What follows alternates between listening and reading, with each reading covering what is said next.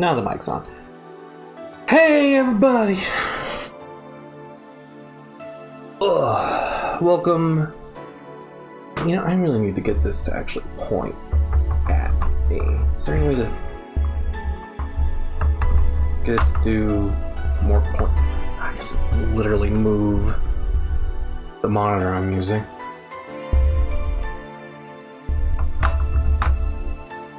There we go. Now it's more pointed at me. Hey everybody! Welcome to more va-11 Hall A cyberpunk bartending action. Last we left off, stuff had gotten pretty heavy. Again, more personally heavy this time rather than regular cyberpunk dystopia things. We learned that the ex that Jill was pining over has unfortunately passed away due to a nanomachine complication. And Jill is not dealing with her grief very well, particularly since she has so many regrets over how her relationship with Lenore ended. So that's going on. But anyways, hey guys, welcome back. It's G, you motley fool. We're gonna play some Valhalla. I got my soda, water, because I'm gonna be reading a lot. And we're gonna play some more of this. Dang it, don't go to the... Oh my god. Yes, Cyberpunk City, whatever.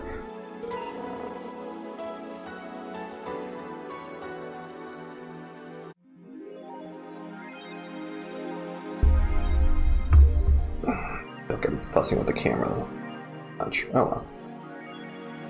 Electricity bill. I bought the thing I wanted, which was the Christmas tree, I think, was what I was going out for this time. Anyways. Oh yeah, and Dorothy spent the night with us, because Dana paid her to. And Jill's feeling very appreciated. Was a very good friend. We got some news to read. Quincy studies the possibility of allowing imports. Glitch City is one of the few places on Earth that's strictly self-sufficient with an import rate of only 0.8%. However, that might change due to the recent shortages across the city. Prime Minister Quincy revealed this morning that government plans to have a more relaxed policy for importers. We can't lift the currency control, but we can provide them foreign currency at a low fixed rate. That way we can source essential items at affordable prices, Quincy told AE. Some experts say that private companies are no longer working at full capacity, which is unsurprising news. Whoa, my phone is ringing real... Oh, it's a spam call. Hang up. Hang up. Why are you not letting me hang up? Gee, my goodness.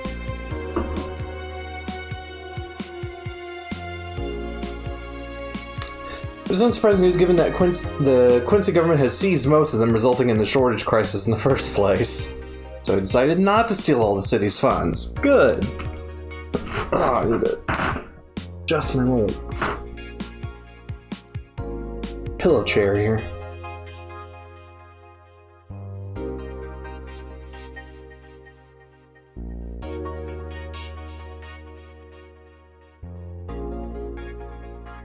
Is Kiramiki the biggest pop idol in history?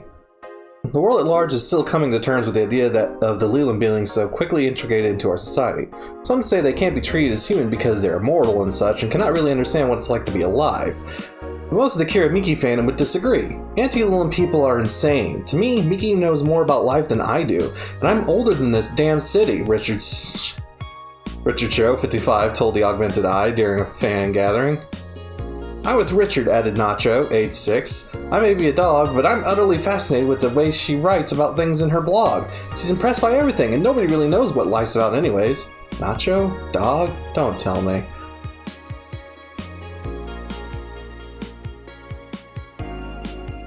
Willem receiving mysterious messages. Halloween was back in October, but this terrifying tale didn't become popular until now.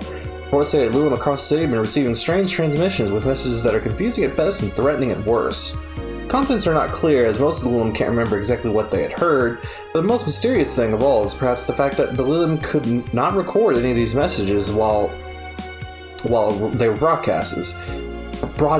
It was almost as if something was blocking them from doing so. Speed bump! Hey, speed bump! Speed bump! Leave that alone. Come here. Fine, don't pay attention to me. Be like that, cat. Oh, I need to really adjust how I'm sitting. This is pretty uncomfortable. There we go. That's better. We have nothing but anecdotal proof among our own Lilim. The mystery behind these messages is one we should be paying attention to. Jill thinks it's a bluff. Any stuff in here that we... yeah. Alright, let's save. Go to work.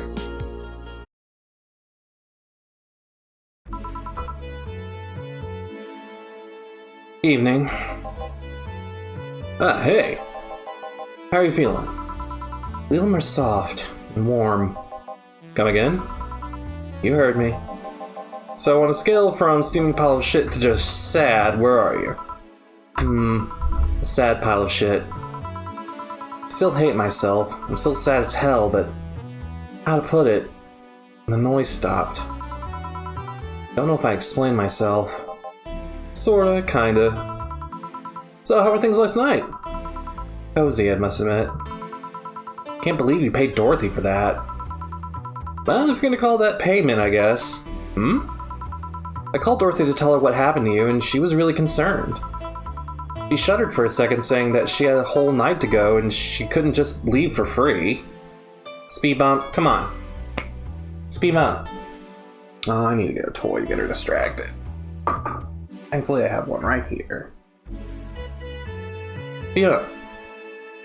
Oh, yeah. It's your toy. Come on, come get it. Get off of that. Get off of that and come play with your toy. There you go. There's a happy kitty. Asked her how much, and she had enough to pay for this soda I'm having is fine. And how did you get her number? I have contacts. Right. Anyways, Jill, if you need a second break, a drink, or a hug, just let me know, you hear? Thanks. I'd make you the same offer, but I'm guessing hugs from me are the last thing you want. You need a bartender? Let me know, though. Nice to know. Anyways, we have work to do. I never changed the jukebox songs. I need to mix drinks and change lives. It's nice to hear that again. Did you say something?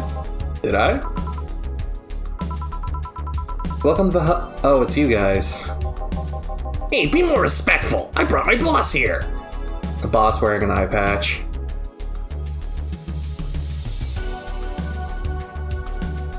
Wait.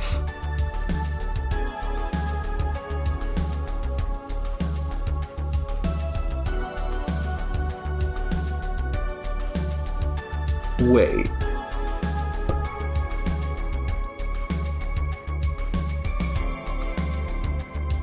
Peace Walker came out around the same time this game did. I'm really wondering if Rad's supposed to be a visual reference to Kaz Miller from the Metal Gear series.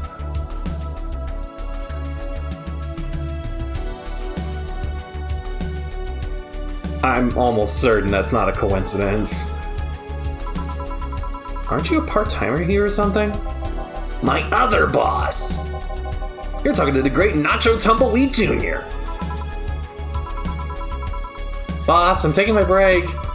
I know what I said earlier, but you haven't even started yet. Shit. So what brings you here today? I wanted to see the place my best soldier is working at. Soldier? Wait, aren't you the dog I served last Monday? Oh, it's you, Data! Soldier, why did you tell me you were working for Data? No, that's not Dana, that's just Jay. Speed bump, come on, get off of that. Speed bump. I'm dealing with virtual disobedient animals, don't gotta deal with a real one. Come on. Come on.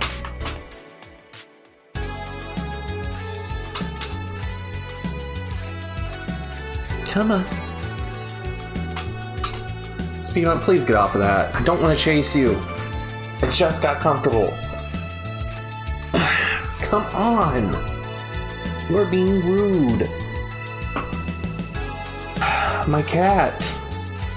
I both love and hate her. So, I'm guessing you're part of this whole CIRA thing? Part of it? I founded it! Humans have the best intentions, but they just don't get us. So I decided to create a place where dogs can be dogs. Here we can take in any dog without a place in this world. We created our own heaven on earth. And do you take corgis only? Do I look like one of those cipher bitches? Of course not! I'd include other animals, but sadly I can only take care of those who are part of the same species as I. Sad thing is, I'd take it more seriously if it wasn't a talking corgi with an eye patch.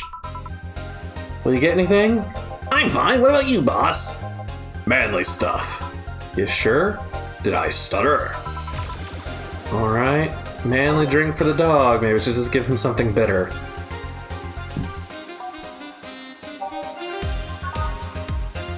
Gut punch. Very manly.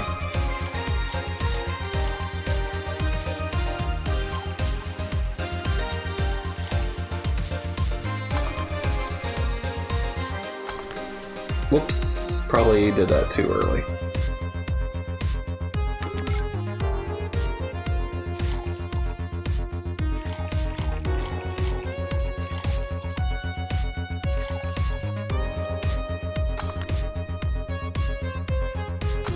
There it is. Here. Yes, this is just what I wanted. Blech, this tastes worse than my own butt. Hey, you asked for it. This is a really nice place, you know? You picked a good place to work at, soldier. Thanks! Speed bump, come on. Get off. Get off.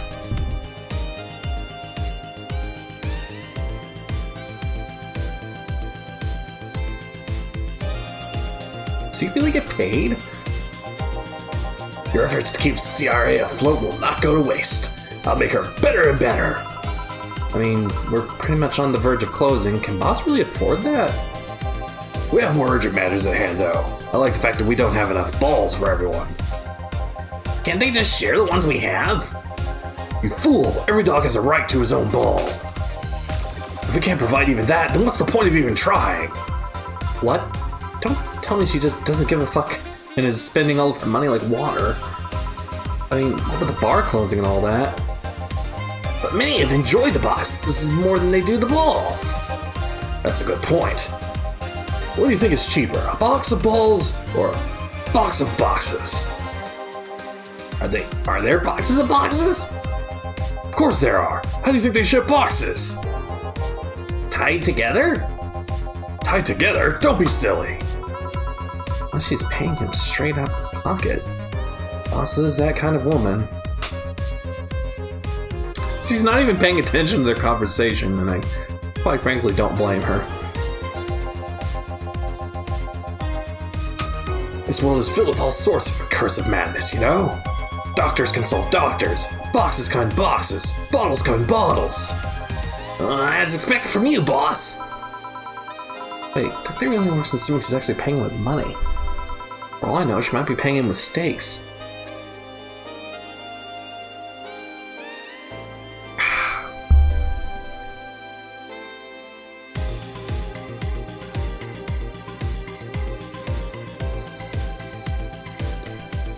Hey, Lika. And yes, there are more dogs now. So tomorrow you're gonna check for people selling boxes, you hear? Sir, yes, sir! Except that to Boss, a good steak is more valuable than money. Wait, what if they come with foil? Rosenstrauss had to be taken to the vet because he ate the foil when a piece of cheese came in. Curses, you're right. We need a contingency plan. Besides, Bob's not one to scam people, let alone a dog. I wonder if we can strike a deal with the vet for those safe our bastards have. She's always so nice with us. I know, her smile is cute too. So it's better that we vet for a vet? Yes, put that on the list. Ah, Nacho. Oh yeah, I forgot you needed that dog. Are you staying for a while? I was just passing by. I've got some errands to run. Great, Gil can go with you. I can? You will. I'll still get paid for today, right? That depends on Nacho's evaluation. Alright, Greenhorn, let's get going. Oh, and I'm paying him anyways, by the way. I just wanted to mess around with him. No, that's not the problem here. Why make him do that? Gil looks like he needed to take a good break, and he's the kind to just not accept such a thing. But with Nacho, he'd have something to do, and he'd be away from the bar for a bit. You put it that way. Anyways, I'm gonna go back to my office. Your boss sure is nice. Glad I'm working with her too. Yeah. So, you have anything? Actually, I'm just gonna go sit over there and be on standby. Await orders. Okay. Shit, I missed a chance to ask how or if he even gets paid with money. God damn it. Oh, I don't remember what voice I gave this character. Oh, yeah, I remember what I gave it. Listen. Fail to see how getting wasted will make you feel better. Sheba! Oh, for fuck's sake, you piece of scrap. You just got out of the building full of dogs. But this one has a Hawaiian shirt and sunglasses. Hey there, robot. And he talks! Welcome to Valhalla. Hey, Jill. Get me a beer, will you? Gotcha. Does Jill want anything? Okay, roll! Sir, yes, sir! So cute. He's fine. Just a beer, then. Friday after work isn't just a beer, though. It's the beer. Can't argue with that. Beer for Betty. Should make it big for the heck of it. Big beer for Betty. Alliteration.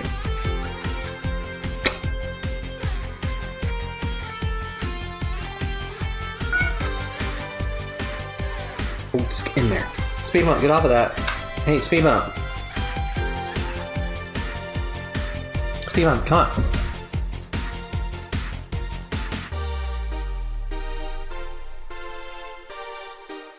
What you doing?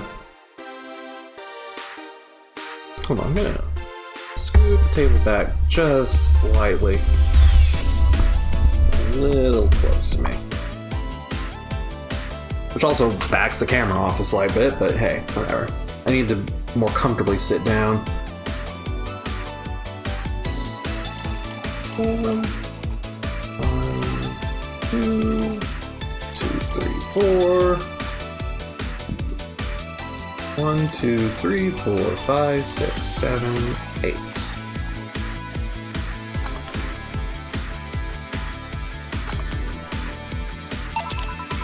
Here, let's make it special. Yeah! Cheers! Hey, Jill, do you like beer?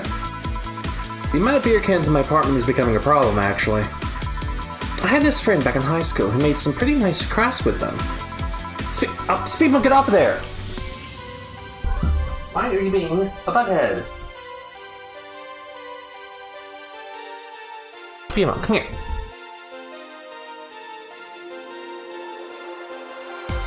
Ah, my cat.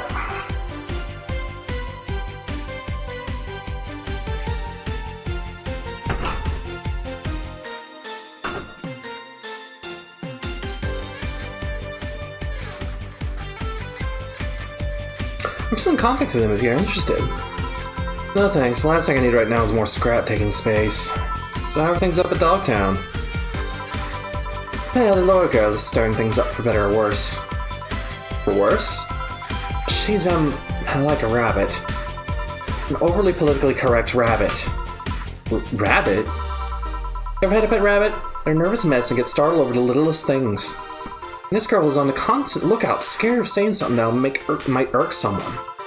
It doesn't have to be the person she's speaking with, even. It's no problem in the company, but the other day she went out together. Holy shit! Poor girl can't speak properly. She pauses every sentence to make sure she doesn't say something offensive. She's a nice girl and sweet, and she tries so hard to not offend anyone. Seriously, she tries too hard. You don't help either. Oh wait, that's what he looks like. I forgot what Deal looked like. You randomly yell, "What did you say?" whenever she's within earshot distance. Yeah, well, it's just that she looks so cute when she's startled. Like a rabbit. It raises up the question of whether she's really like that. Or if you're the one making her wary of anything she says. Well, why don't we test that? How? You go out with her. Why? To test if it's really me who makes her like that. Not like you can say no, you know. I mean, it's my honor that's on the line here. I want to prove you're only talking shit about me. Even if you were right, you have quite the fixation on that girl. She's fun. Fun how? She actually reacts when I tease her. You take it in your stride, but she actually gets startled, squirms, and gets uncomfortable. How is that any good? She's cute and her reactions are cute. But if you keep it up, she'll either leave or get used to you. You know, like me. Shit, you're right. I must save my teasing for when the moment is just right then. No, that's not the problem. Again, my cat is making me chase her.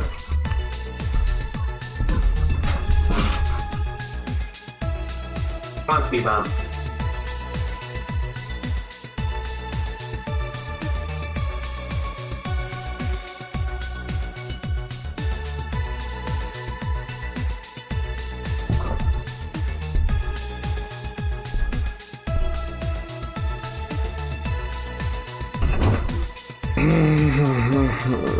Why does my cat make streaming such a pain? Got you! Why are you being so naughty, huh? Why are you being a bad cat? Why are you being a shitty kitty? Hmm?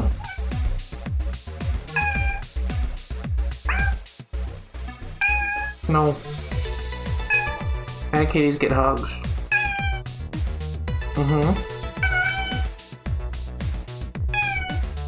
No. No.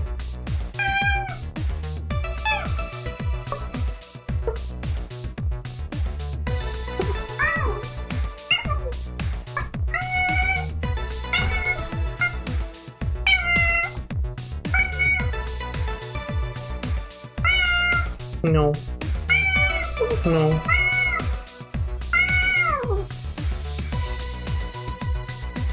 Okay, eventually squirmed her way loose.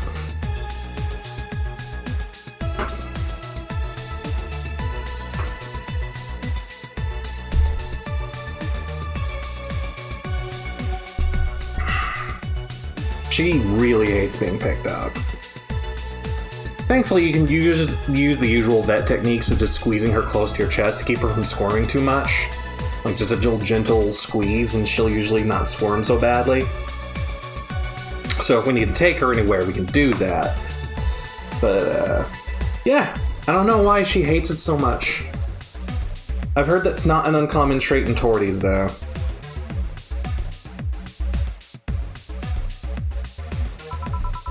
It is for me. What are you doing here? What about the dog? He said he had to go out. By the way, he said his name was... Say, this Laura girl, do you guys get along? I wouldn't know. We get along as coworkers at the very least. What kind of girl is she aside from the whole politically correct rabbit thing? Slow. She's the kind that does things so carefully that she does them really, really slowly. Really, really slowly. I can't deny that when she actually finishes stuff, she does a great job, but it's unnerving. Ah, come on. Speed Mom. Why are you being a butthead? And she's like a butthead consistently when I'm on stream. It's like when I'm streaming, she knows she needs to act up. Yeah, I'm talking shit about you. She's next to be with in the building, though. She's more like a freelancer. Why is she there, then? Because she likes dogs. And that's why I insist that you two make a fine couple. That's a really superficial statement. It's like saying you'd be fine with someone because you're both women. Okay, bad example. May I say something? By all means. If that girl... Laura Girl is really as bland as you claim her to be, wouldn't she be better off with a more assertive person? Lilim, a more assertive partner? Yo, piece... Yo, piece of scrap, she's totally calling you a pussy. She's right, though. Sharing interests and being compatible are totally different things. Then you'd be underestimating the power of love. Whether you want to admit it or not, love changes people for better or for worse. Who knows, maybe you'll become more assertive after spending some time with her. Or she'll drive me nuts. I guess that's a possibility too. Still, why are you so insistent on me and her getting together? Because she's like a cute rabbit. So, someone might try to eat her out of...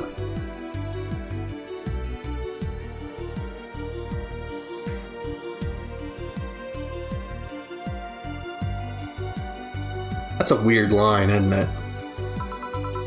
It'd be a lot easier to keep her in my sight. So in short, your motherly instincts arose because of Laura. Why not see if she likes you, and you already tried to hit on her, didn't you? Make me sound like some skirt chaser. She's not into girls. How did you find out? I asked her directly. Of course you did. You seemed, giddy afterwards, though. I heard her muttering something about meeting her first lesbian. It was weird. Okay, enough lore for a night. Refrain from using "that's what you said last night" jokes and variations thereof, please. Party pooper. Let's get a drink then. Sounds good. I'll have a bloom light, please. Give me a fringe weaver. Alright. Bloom light fringe weaver.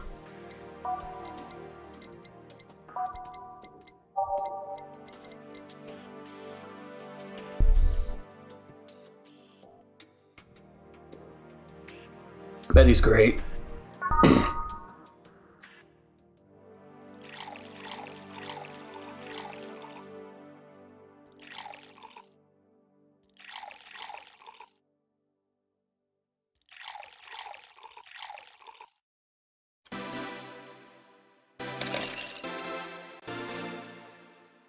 Wait, what? Oh, I fucking went off screen. Hold on, guys. I had to fix something that I accidentally clicked on that I didn't mean to click on.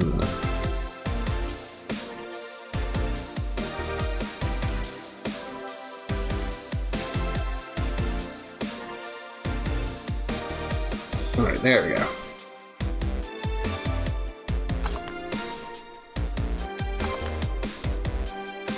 Slot 2 is going to be a fringe weaver.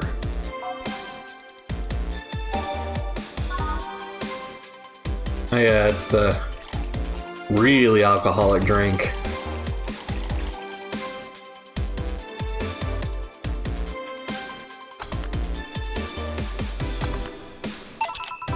Here you go. I wonder why it's called a bloom light. Seems it was first developed at some video game event. The creator said something about making the attendees feel like their customers do. Said attendees were, of course, part of some big games company. Since the company always used too much bloom lighting, so the bartender there literally made them drink all the bloom. So it's not called that because it glows in the dark. Not this one, now. Come to think of it, did you ever change because of a relationship, Jill? Oh, isn't this a loaded fucking question? Speed bump. Speed bump. Speed bump. What are you doing? I'm so interested in.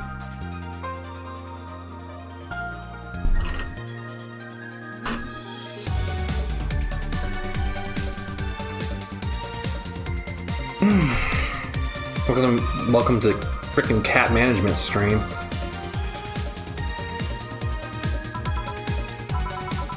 In more ways than one, I guess. Would you say for better or for worse? I guess for the better. I'm too thick-headed to develop any new bad habits. Although thanks to my first boyfriend, I did pick up a very annoying habit of correcting people's grammar on the fly. Pretty annoying when I think back to it. So you're one of those kind of people. As for me, sometimes I think I became more, what's the word? Cynical, jaded, bitter, tired of the crap of this world and everyone it throws on a daily basis? Hey, I'm just quoting you. But yeah, I think it became all that because of this one girlfriend I had in college. Speed bump, what are you doing? What are you doing? What are you doing? Why are you screaming? Why are you screaming? What's over there by the computer that you're so interested in, huh? Yeah!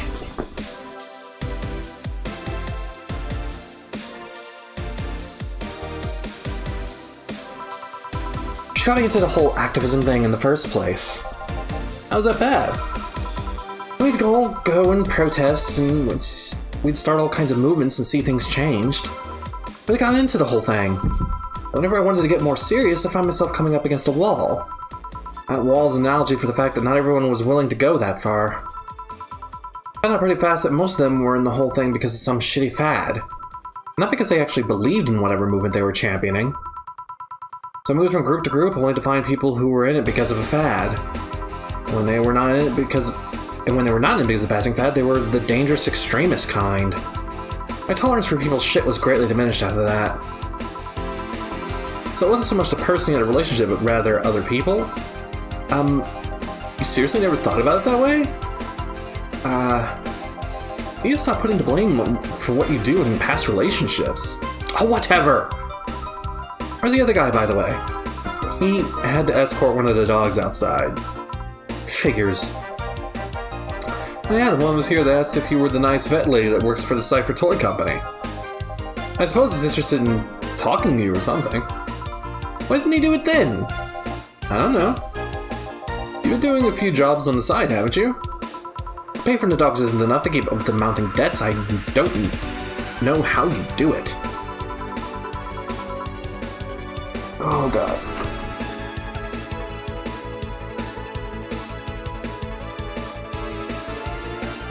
Alright, I need to adjust how I'm sitting into something more comfortable. That is not working out for me.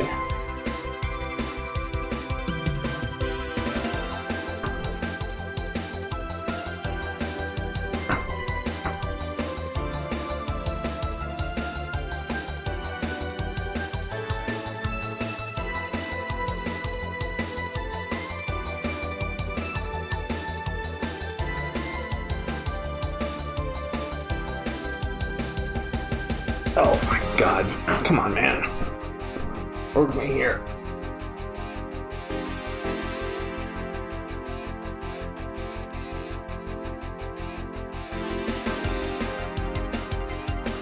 There we go. That's better.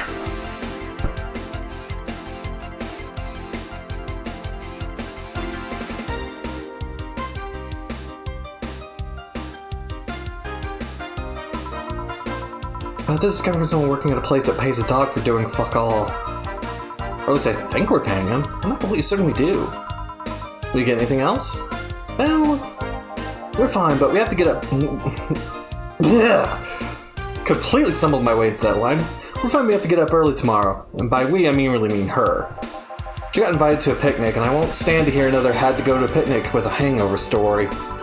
Fine. Let's go then. Oh, I can't sit there either. Maybe this.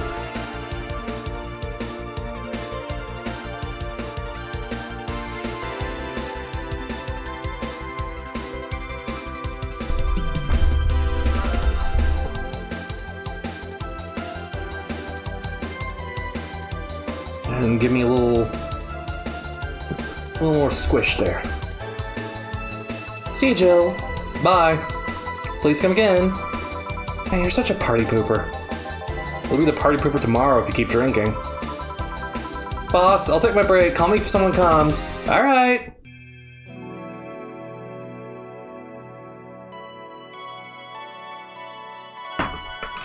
Speed bump.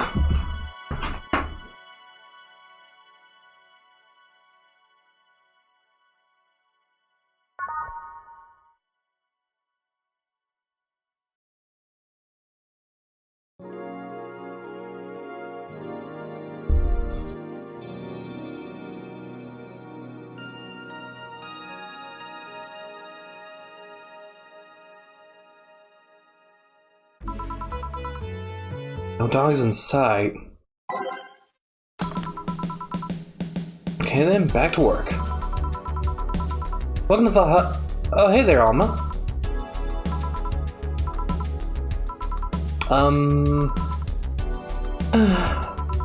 Seems down, man. There's something I can give her to cheer up.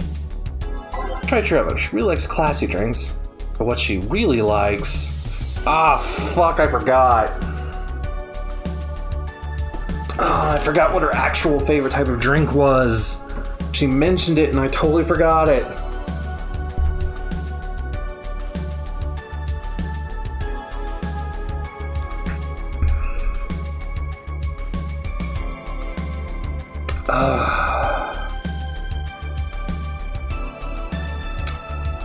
Well.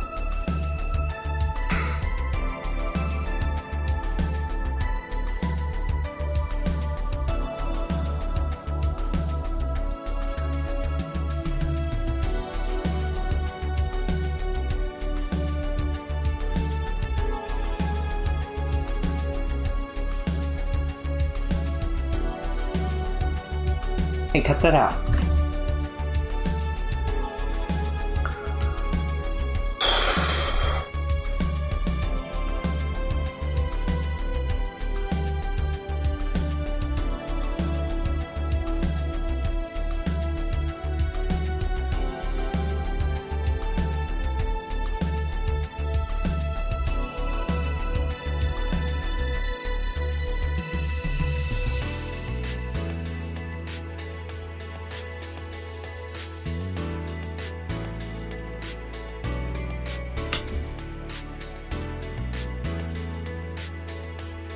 What you playing with, huh?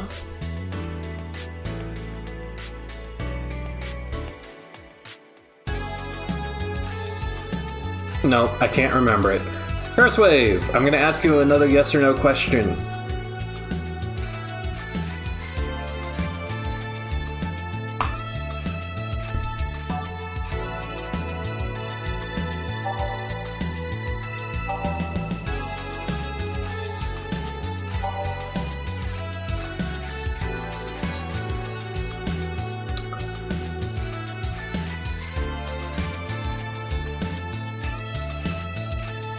Her favorite drink.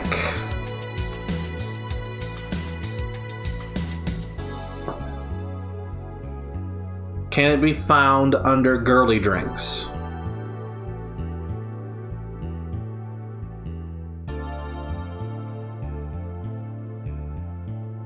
Is it still under classy drinks?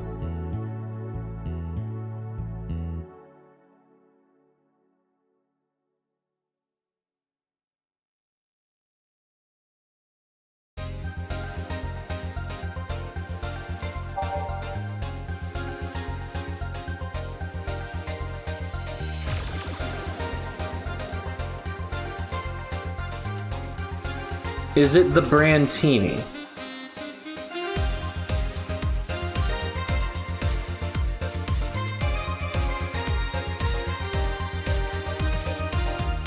Alright, that's what I first thought, but I wasn't confident enough in that, and it felt like a guess.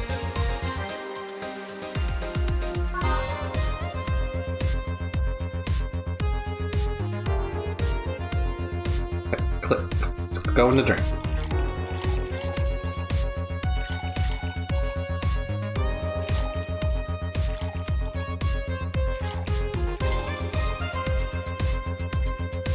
Page and mix.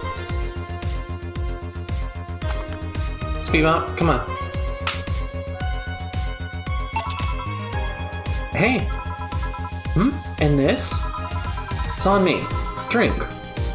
So you at least change your expression. Why not just say you're worried about me? You got the message anyway, didn't you? So, how is it? Brandtini, so you pay attention to what I ask for. You have quite the fixation with Brandtinis. To be honest, they suit you. Hey, wanna hear a silly story? Always. When I turned 21, my dad and I went to a bar to celebrate. Just him and I. He told me to dress well enough that he looked like my sugar daddy. It was a fun night. We pretended at times we were dating. I managed to blow off some steam about my mom. But the highlight was him ordering a Brantini for me. I've had plenty of drinks and gotten wasted many times since I was 15, but that drink was different. It wasn't about getting drunk, the drink itself was the pleasure.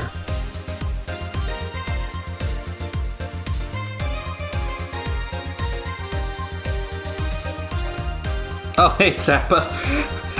Your name is like the dark bold blue, and on black that's hard for me to read, so I had to actually lean in close and like peer like, who? And it's Zappa. Hey, Zappa. I'm still riding that welcoming back nub high, so I didn't think I was gonna stream today, but now I'm gonna stream. I don't know if I'll be streaming for very long, but you know. He too said that it suited me somehow. Huh? Ever since that day, he's called me Brantini Girl from time to time. Your dad sounds like a cool guy. You should meet him sometime. So, why are you deflating? Deflating? When I got sad and started sighing repeatedly, my grandpa would warn me that I could start deflating like an old tire if I kept it up. So what is it? What's the news about people dressing in bunny suits after the whole Alice Rabbit thing? No, that's old news. I mean, it is a problem. Such a thing would only annoy me.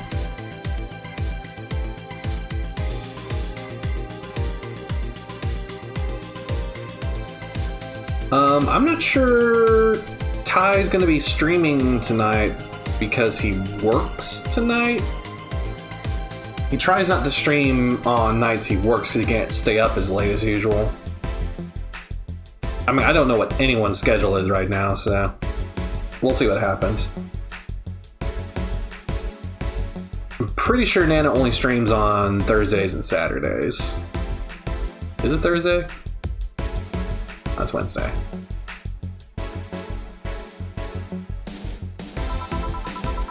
Say, Jill, how's your mood right now? I want to ruin it by blowing off all my stored steam. Silly Alma, I've been feeling like other shit for the last couple of days. You can't make me feel worse.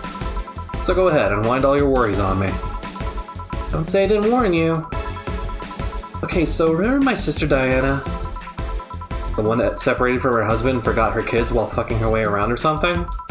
Perfect summary, I'll use it next time. I didn't tell you the whole story then, more specifically that she threw her husband out after months of abuse.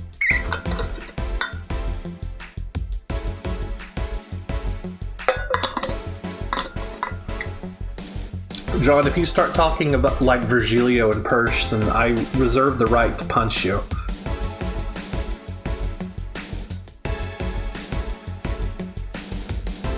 Alright, Zappa, have a good sleep. I'll make sure to host a good channel after this, no matter what, so you continue to have a good sleep.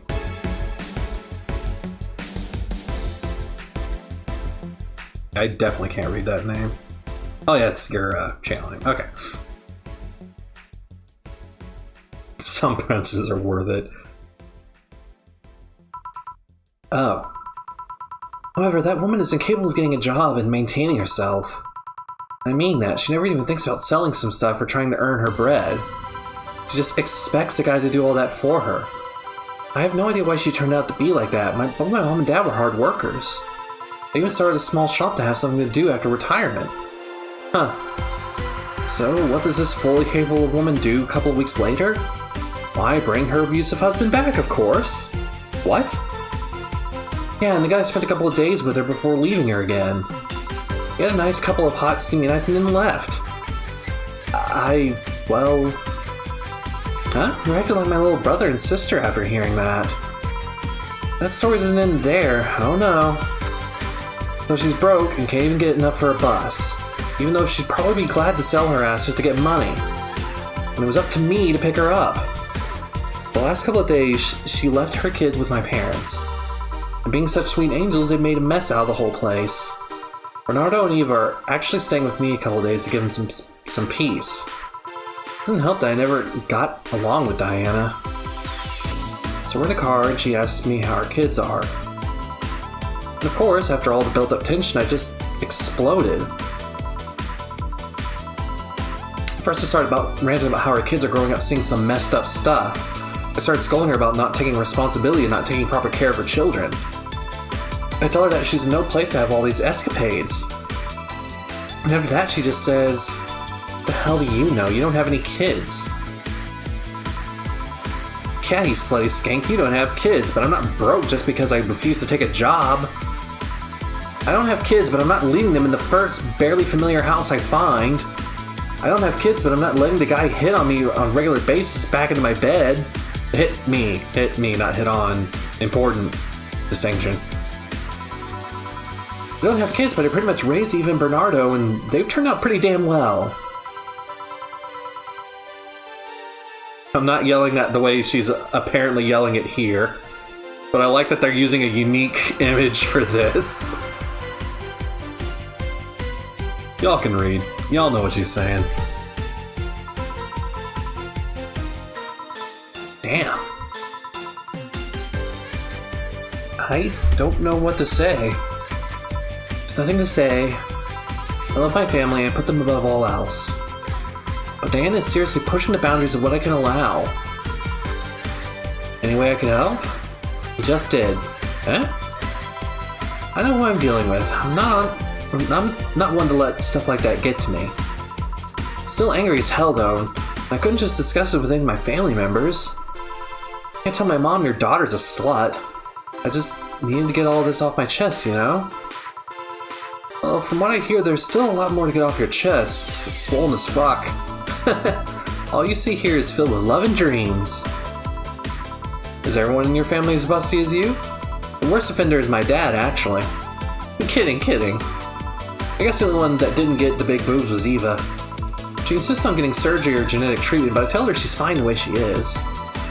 These can actually be more of a hassle than a blessing. Poor Bernardo, his breasts actually started growing when he was 8. I just hope it didn't take too much from my mother's side of the family. My father's sisters still look quite young, but the menopause hit, my mom lost her looks rather quickly. Any good genes you got from your family, Jill? Good enough skin and hair, I guess. There's a thing about shrimp allergy, but so far I haven't had problems with it. Oh, I see. Hey, you know what worries me the most about that whole Diana situation? How your nephews are turning out? If she leaves them with my mom, they'll turn out better than her, somehow. Actually, what worries me is, what if I end up like that too? How so? If I find a good man and I settle down, what if he turns out shitty? What if I have a sudden burst where I want to live my life and end up like that? Ah, damn it. My pillow throne is out of whack.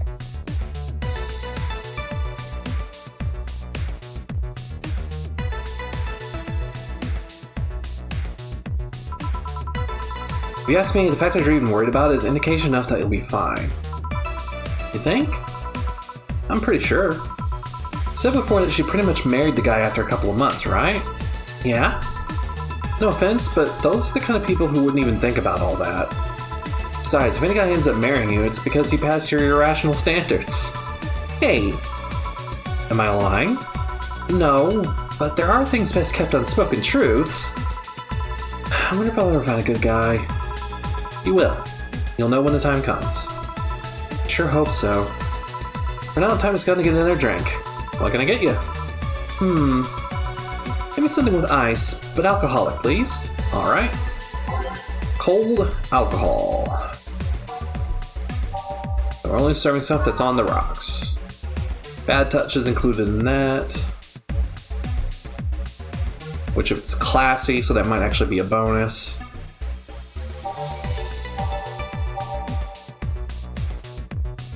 Bloomlight, but it's a promo drink and those tend to taste terrible.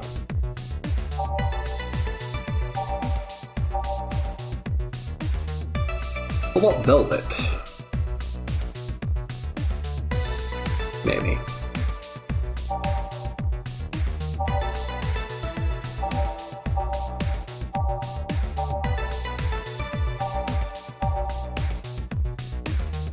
Mercury Blast.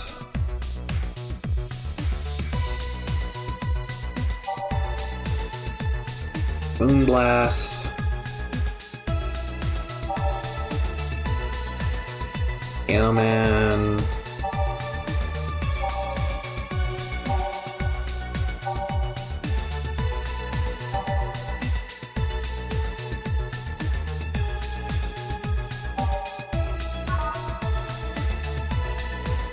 So I've got some options. Curse Wave. I'm gonna ask you another yes or no question.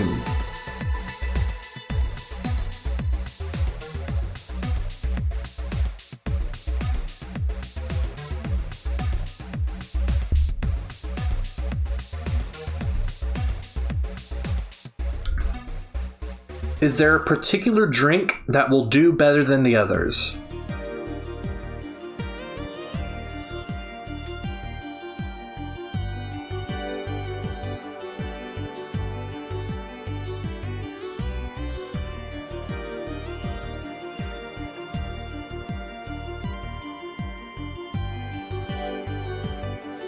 Zappa, I'm only asking Cursewave because Cursewave is kind of an expert on this game.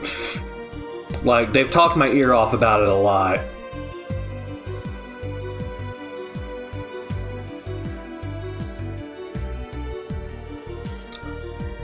So there should be a drink that will do better than the others.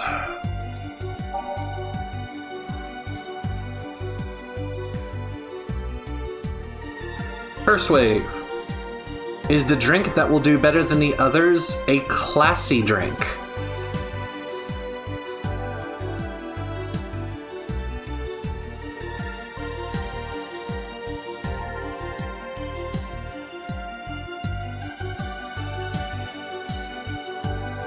I'm looking at him.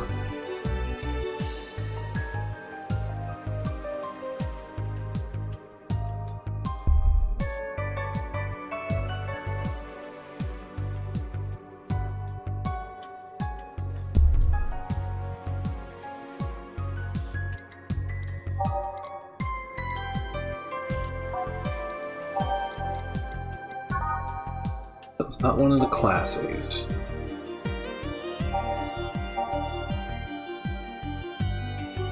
I hope it's not the Bloom Light.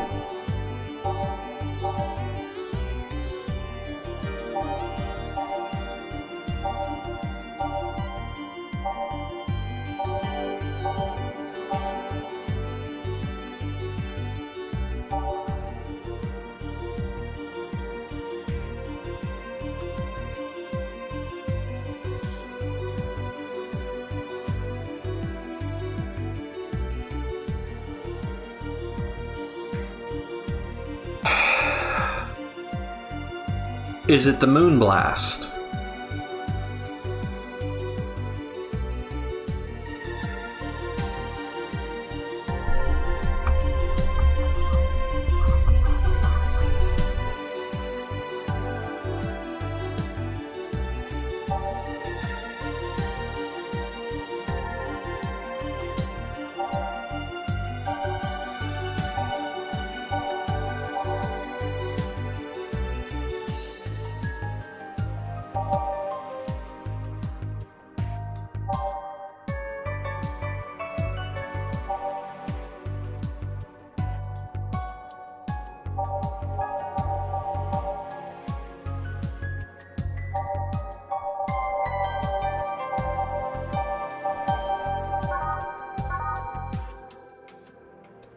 It's not the Bad Touch.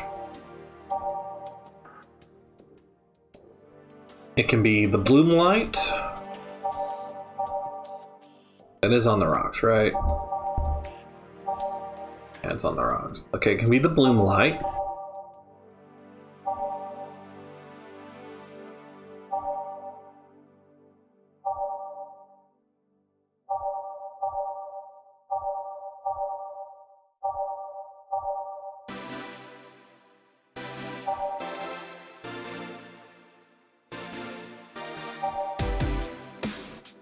Can be the Piano Man. Sparkle Star with alcohol.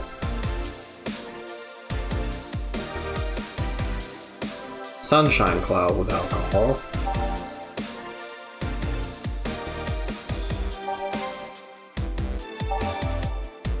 suplex. Or the Zen Star. So let's reduce this even more. Is it a promo drink?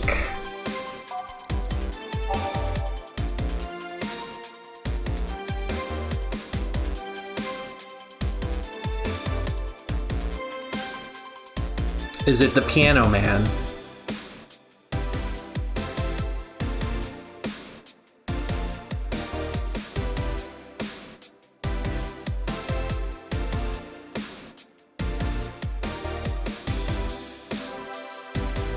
Thank you for your help.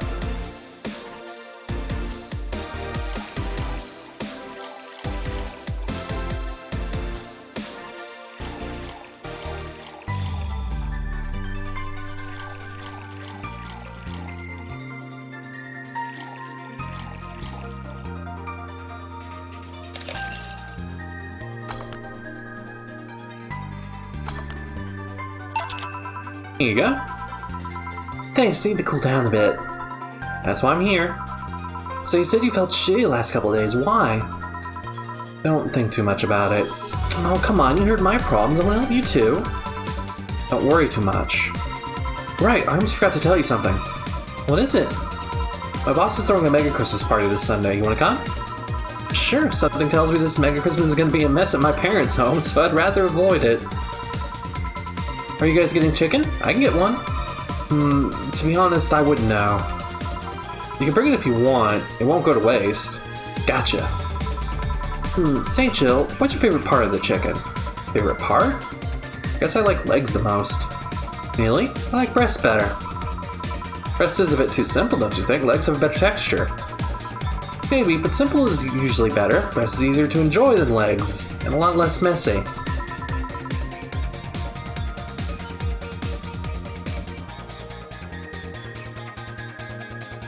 You silly girls. Boss?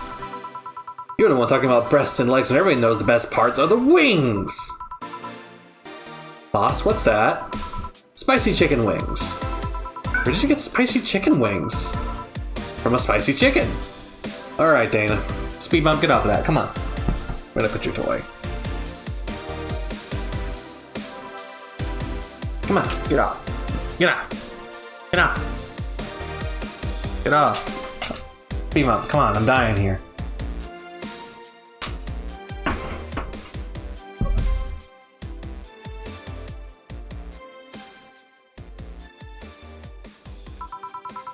You know, spicy chicken, the shop 2 blocks from here. Sorry, let me freeze that. Why are you carrying a bucket of spicy chicken wings?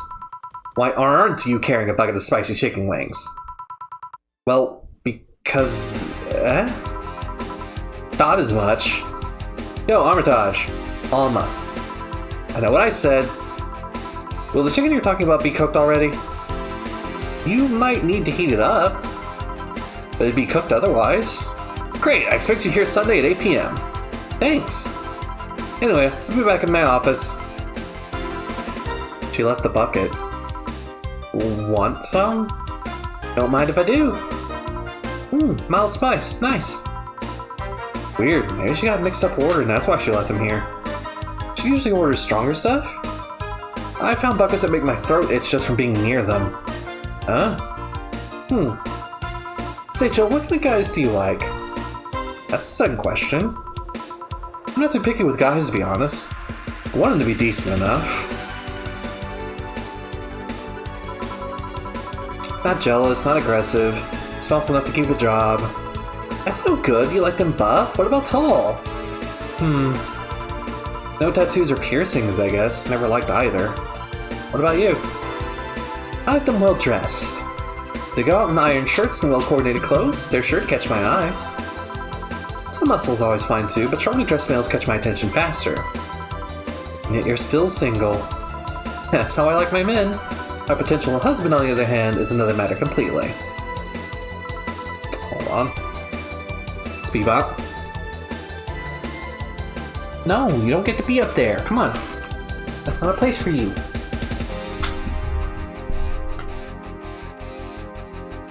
This cat is determined to make me chase her everywhere.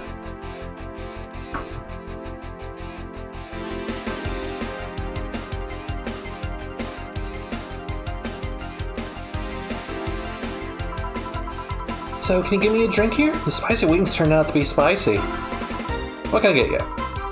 Anything as long as it helps me with the spiciness in my mouth. Okay. They'll pick it over the spiciness of the wings. Oh, this is another complicated one.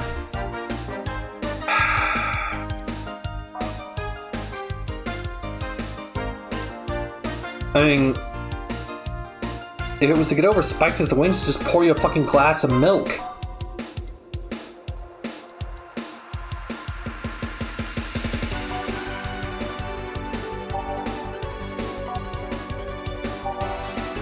Okay.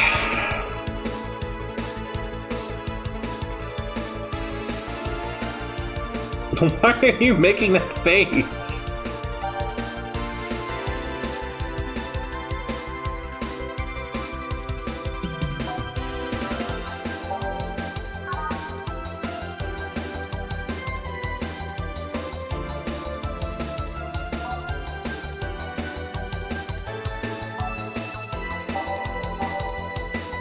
I'm gonna go ahead and ask you where my first instinct led. Is it the frothy water? Does she want the frothy water?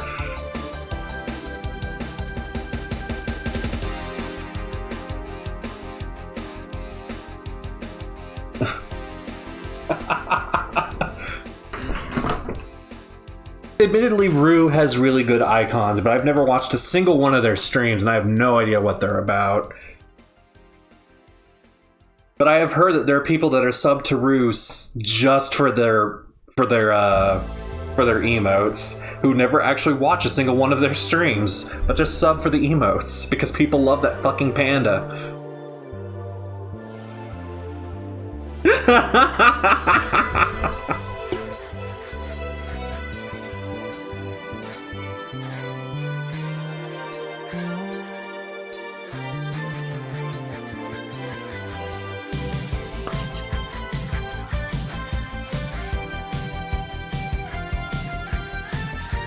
So it's not the frothy water.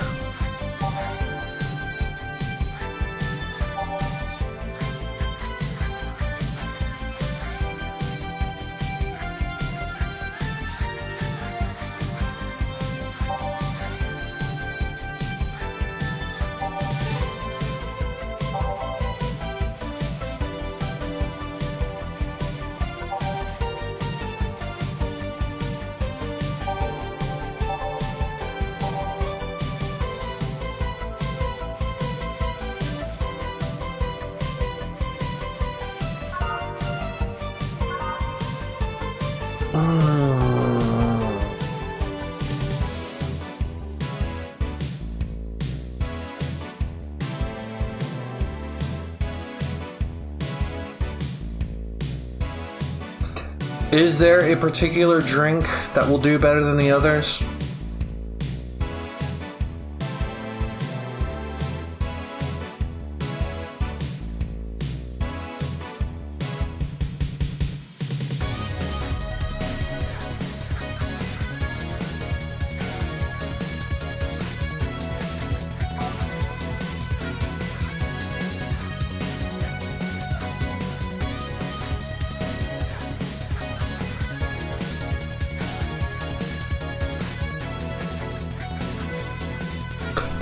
In this game's logic, does sweet counter spicy?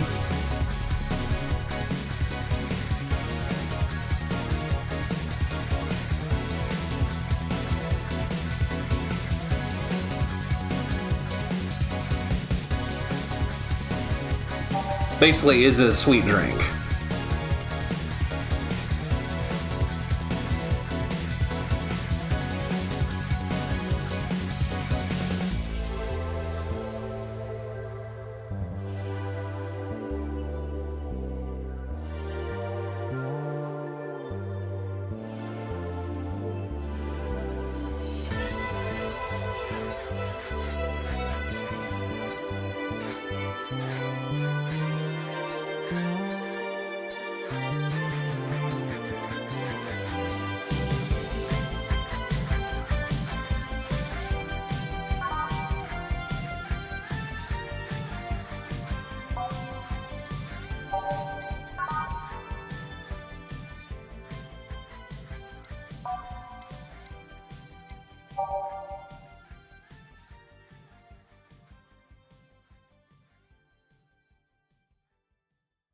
Is that drink alcoholic?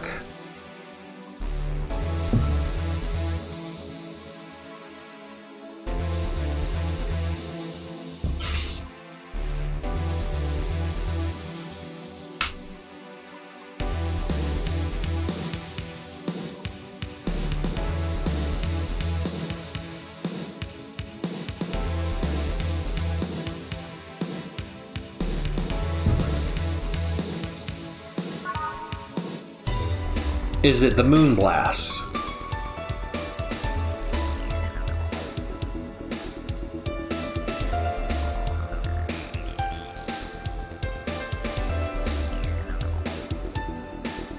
Is it another Brantini?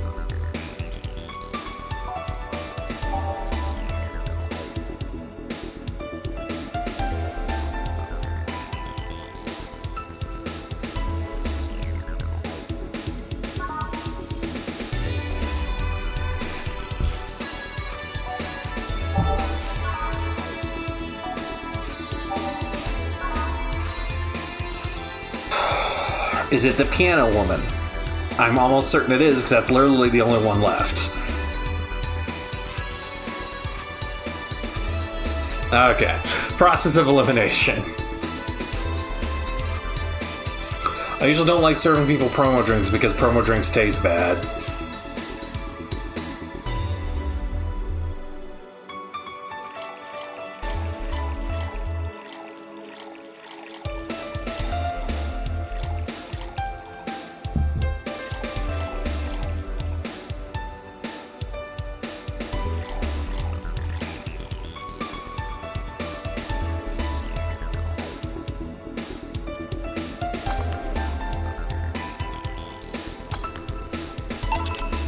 Here.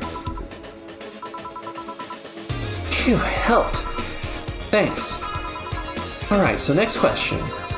What kind of girl do you like? You first. Sorry, I don't swing that way. Sure, I have no qualms about saying a girl's cute or cool, but... Nope, I prefer Ben in my bed. Now you. Shit, just calm down. I guess I like girls with light-colored hair? Light-colored hair? Yeah, you know, like redheads and such. What about white? Like your boss? You were just setting me up for that comment, weren't you? Sorry, it's just that when she got here with that bucket of wings, your eyes pretty much started sparkling. Your whole behavior transformed. You're being giddy and cheerful all of a sudden. Hey, I can't blame you. She's pretty nice. Just felt like teasing you. So, light-colored hair? What about blondes? Do you like me? Yeah, I guess. Let's say I'm into girls too and I start hitting on you. Would you go along with it? Oh, but that is a dangerous line of questioning.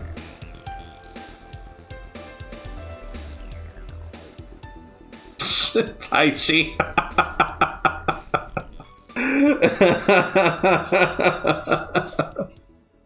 You know, we're getting Fall Guys too. I think we'll download it whenever Xander gets home, but I don't know if we'll be playing it on Twitch. Maybe when their servers are a little less blitzed.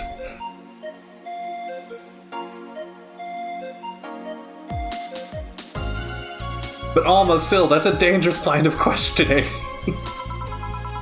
Nice body, pretty face, and a good apartment. I wouldn't ever let you go. Okay then.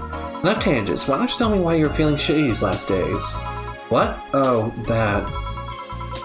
I told you not to think too much about it. And I told you I want to know. Come on, Jill. You've heard my problems so many times. Now I want to help you.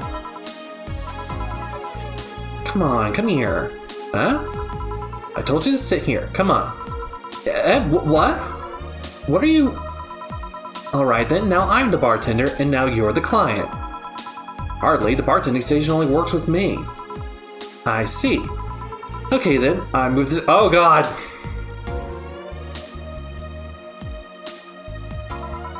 Now it works for you, for me, and that dog in a Hawaiian shirt. Why with him too? He's a dog in a fucking Hawaiian shirt. Right, how did you even manage to... Oh yeah, hacker, right.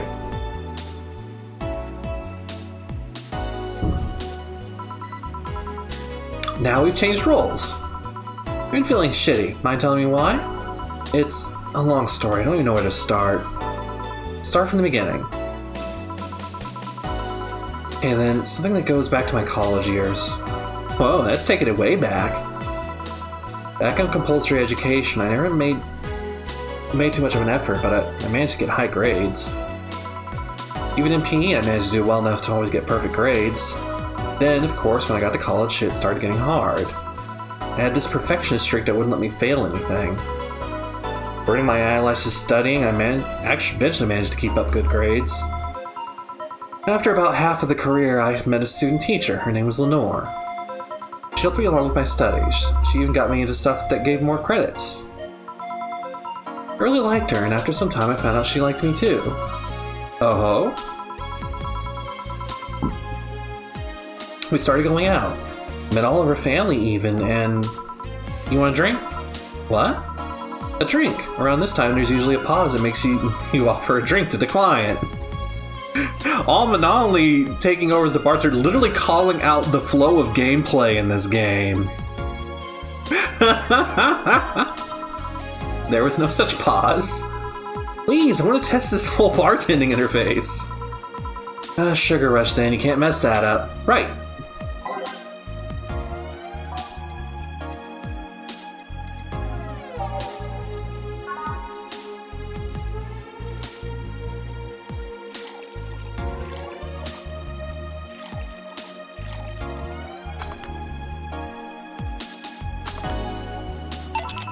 Here.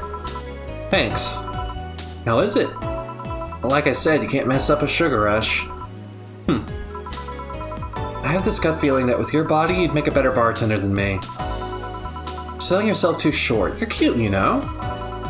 People don't go to bars for cuteness, though. You've obviously never been to a cat bar, then. Besides, my boobs can be a hassle when trying to move around this kind of stuff. So, keep telling the story. Well, as the career went on, it got harder and harder. Last year and a half, it became nothing but study session after study session, investigations, my thesis. When the graduation ceremony came, I had to make a speech, and suddenly, while reading the said speech, I almost had a panic attack. Fear of public speaking? I realized I lost about a year and a half of my life. I tried to remember if I did anything fun at all, but all I could remember was studying and investigating new topics. I didn't even enjoy doing all that. I was just standing there, and the satisfaction of graduating was minimal. I realized I'd only gone through the motions day after day from high school to graduating. I felt like whole years of my life slipped through my fingers. I never stopped to think if I enjoyed what I was doing. In fact, I never stopped. And at that point, I stopped and realized I needed a breather or something. Did I even like that career? It was all terrifying as hell. I needed all my strength to not start running like a panicked mess.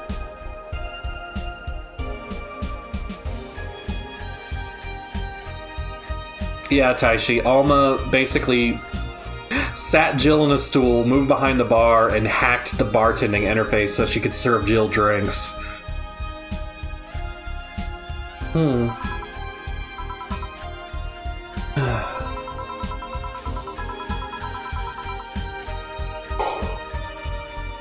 So a couple of months later, I get an offer to start working at this big research facility.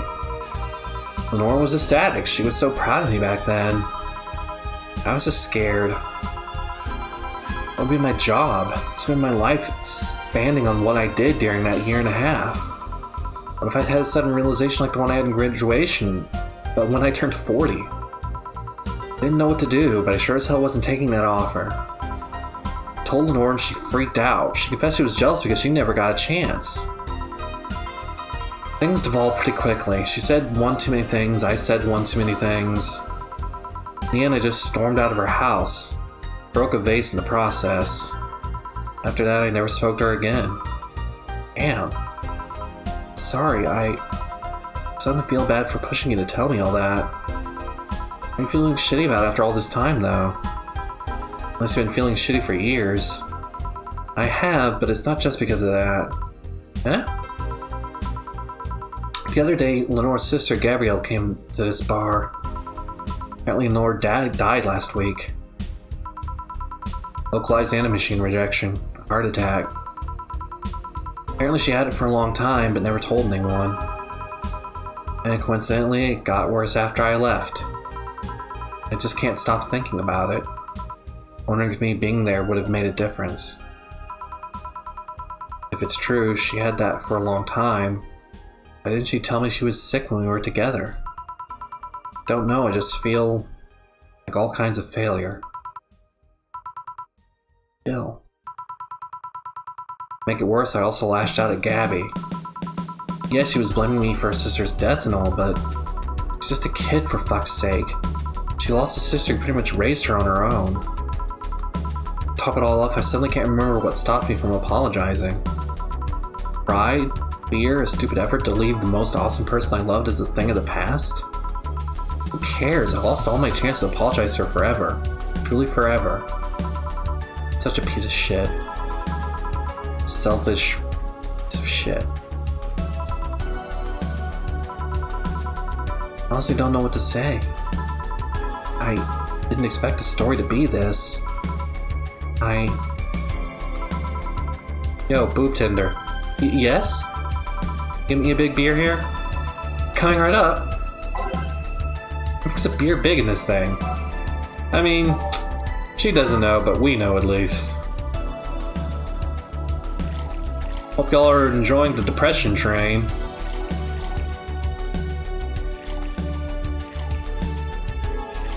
Jill basically just summarized what happened last stream, by the way.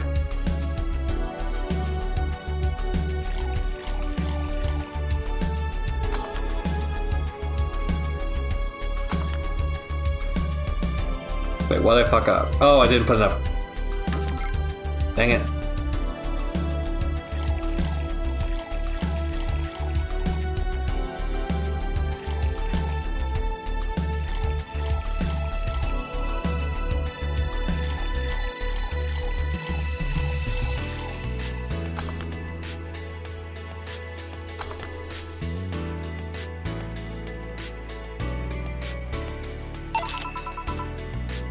Big beer for Jill. Thanks. I never had to take care of those cans in my apartment. Do you drink lots of beer? One of the perks of the BTC issued liver implant is I can drink lots of beer without getting too wasted. Oh. Hey, Jill, what kind of girl was Lenore? Well, she was calm, smart. Back in college, I was too thick-headed and got riled up easily. Stressed was my default state. So, just like you're behaving right now? Shut up, I was worse. Can't picture that. Don't, it's embarrassing. Anyway, she was always there, finding ways to cool me down. She was also able to hold a conversation about pretty much any topic. One time I saw her go from talking about video games to talking about sports. All of that variety was still being a hardcore scientist. She would always push me into social interactions. If she saw me by myself, she would drag me with her. Watching people is fine, but talking to them is better, she would say. Nor would always present me to her many acquaintances as the girl I don't mind cuddling with for hours. Man, I'm gonna miss her. After a point, I didn't even think about getting back into a relationship with her, but she was such an awesome person, I just wanted to apologize. Now...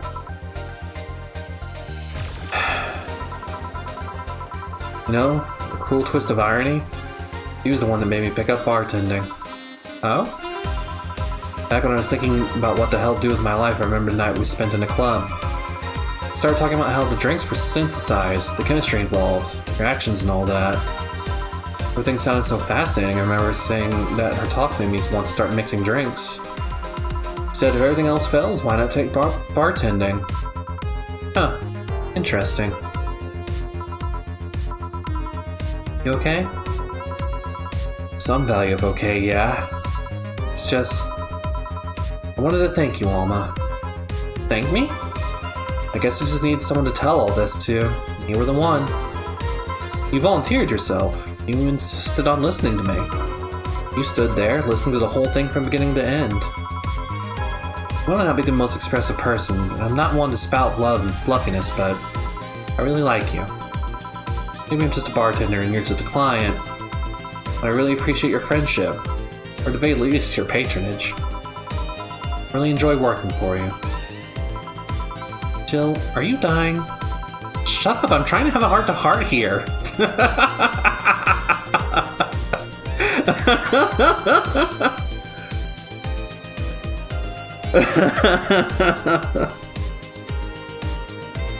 I really like this game.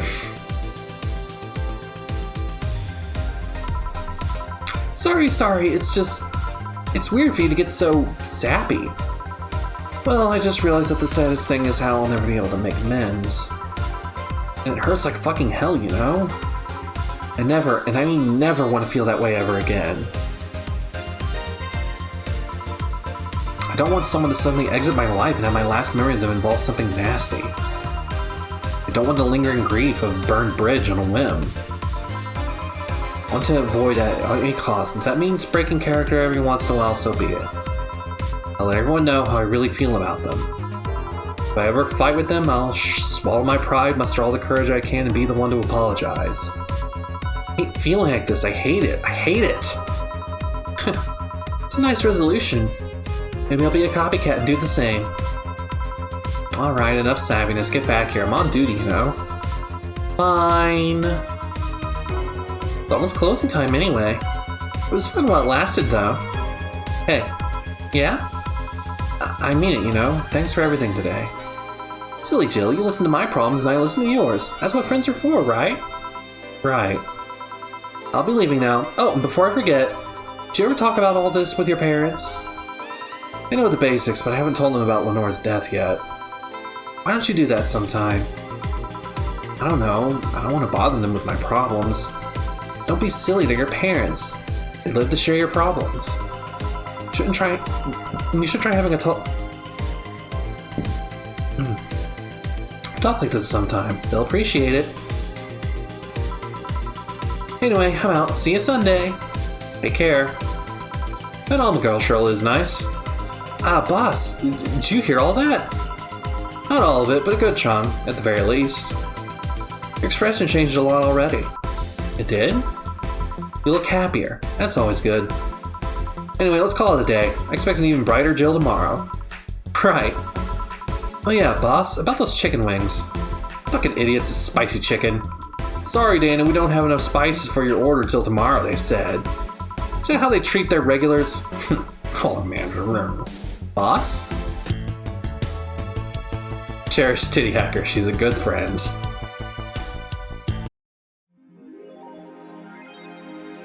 Your account was charged $8,000 payment for your electricity bill. Have a nice day. Jill's power didn't get cut. This gives her peace of mind, and now she'll be able to focus with work with no problem. I don't have to buy anything.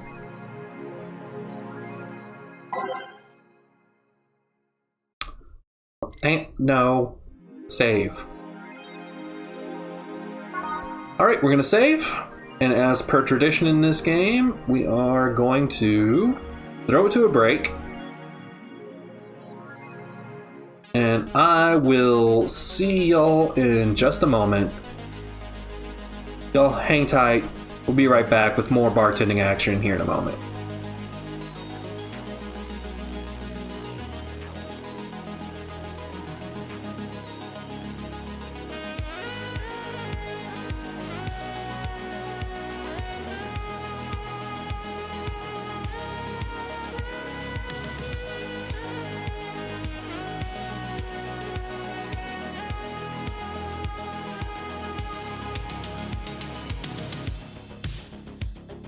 Time, another place, and once again I see your face. Managed to see another high, illusion of the evening lights. You see, the time is running, a distant moon is shining. Young hearts are still burning. Eternal love. Only in my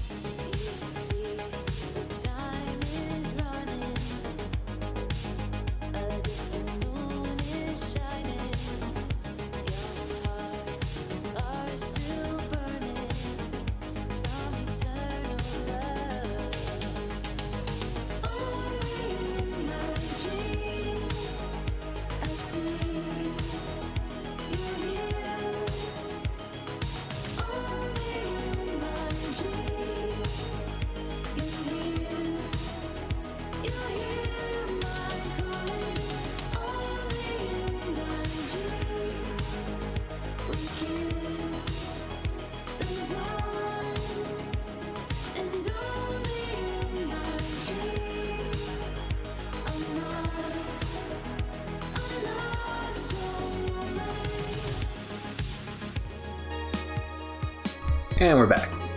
Hey everybody. Bill paid. Did you have a boyfriend named Bill? Shut up, for. We don't need to buy anything. We don't know when our next big payment's gonna be, though. It's probably gonna be rent. We probably shouldn't buy any more nanocam.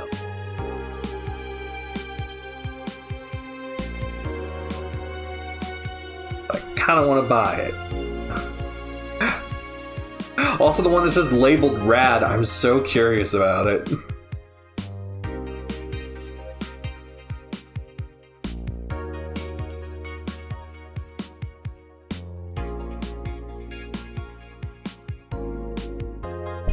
Fuck it.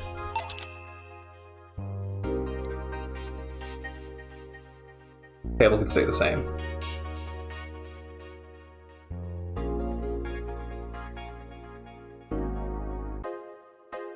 Alright, let's read the news.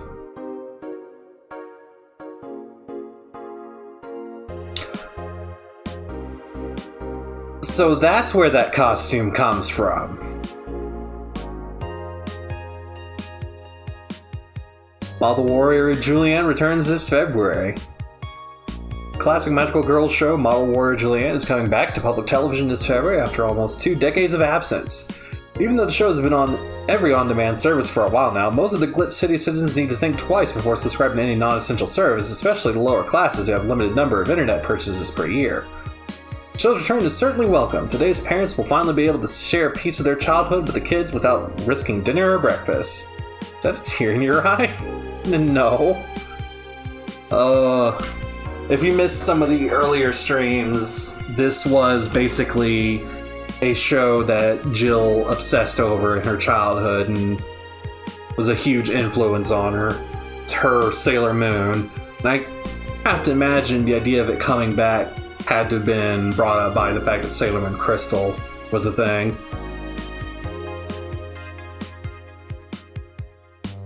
Nanomachine rejection has taken 80 lives this year. The Health Observatory just released their annual report on nanomachine rejection cases.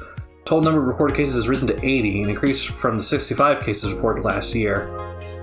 Nanomachine pollution was particularly strong this year due to recent protests, wrote the observatory.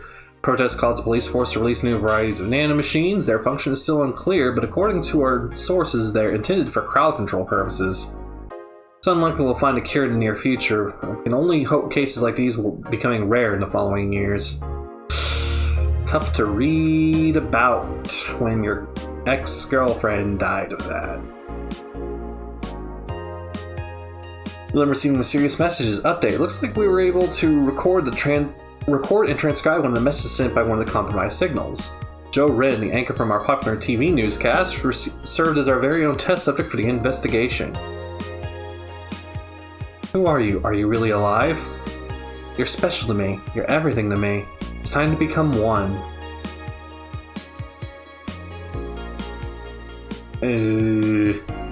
Jill is cynical.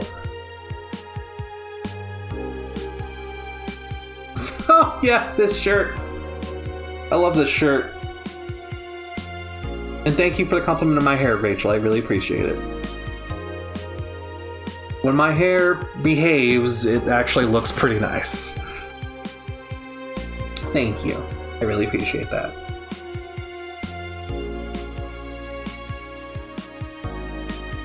Alright. Let's read some dangerous opinions. Is anyone into wrestling here? I became a huge fan of GSF very recently. It's really solid product, IMO. Much better than the E. Oh, the E. Yes, this is a Yeti shirt. It was a t-shirt of the day that came up, though. The artist who did the illustration for it posted it before the shirt was even live, and I loved it. And then I saw the shirt and I'm like, yes, now I get to wear that art I love. It's a reference to... I mean, if you're on Twitter, you've seen the meme. The Silent Hill 3 cat food advertisement, where we're growing strong and healthy. Minmo brand cat foods. Yeah. But speaking of Silent Hill, we're probably not going to be able to do that playthrough we've been talking about until after the virtual Crunchyroll Expo is over and done with, because that's something we both want to do and want to both and sit and focus on. So it definitely won't be happening anytime within this month, probably, but September or October, more likely. I kind of want to do it before October because everybody on Twitch plays Silent Hill in October. But we'll see.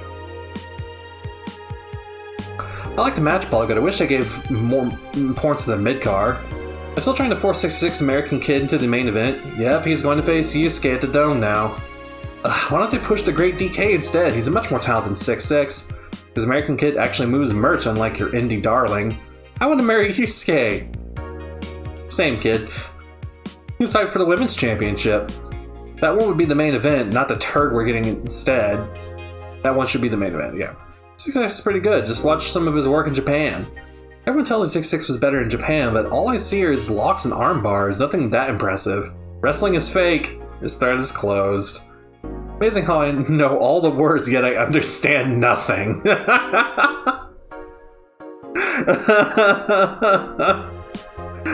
Oh, Jill, I feel like you're channeling all of my friends that don't know wrestling who listen to me talk about wrestling. I try not to gush about pro wrestling to people who don't know anything about it, because it is such a jargon-heavy fandom. And this was definitely written by someone who is a wrestling fan.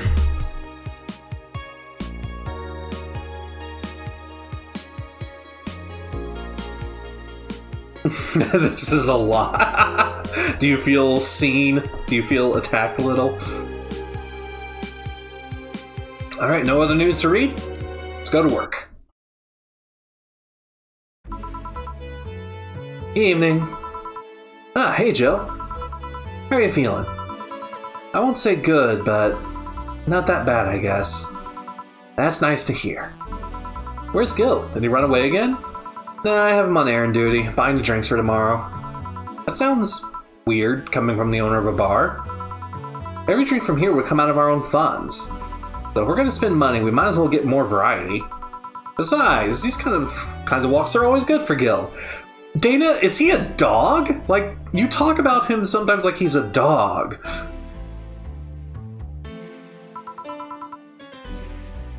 You're the boss. Who's coming so far? Well, there's the three of us, the dogs. You invited Titty Hacker, Gil invited Jamie. Oh yeah, I also invited Dorothy when I called her to spend the night with you. Sounds good so far. Invite anyone else you feel like inviting. The more the merrier. I could, but I bet everyone's made plans by this point. Invite Say. Her girlfriend can come too. You can't say he's not spiritual. Yeah,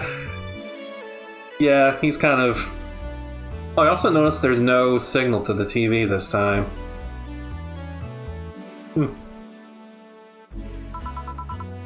That's true. I'll be in my office. Call me should anything else arise. Alright.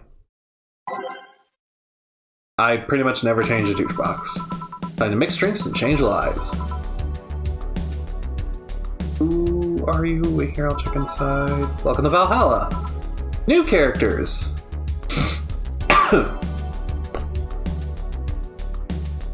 One of you looks like Eno. We just need a little mole. Like right there. Right there. Does anyone even have our Eno emote? Has anyone given enough bits to have the Eno emote?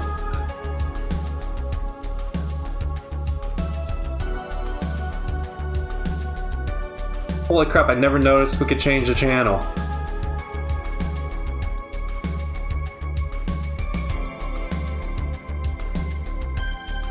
I guess it just randomly cycles through them. Well, since we were just talking about wrestling, let's have the wrestling on. I don't think anybody in our chat actually has the Eno emote, but if you check your emotes, you'll see that we do have a bits incentive emote for Eno. It's a little expensive because I didn't think anyone would actually really want it that badly, but it's a great face either way. If we ever get affiliate, I might move it to a regular emote slot. Partnered, we might move it to a regular emote slot, but I don't know. But she looks like Eno. Like, I'm not crazy. She looks like Eno.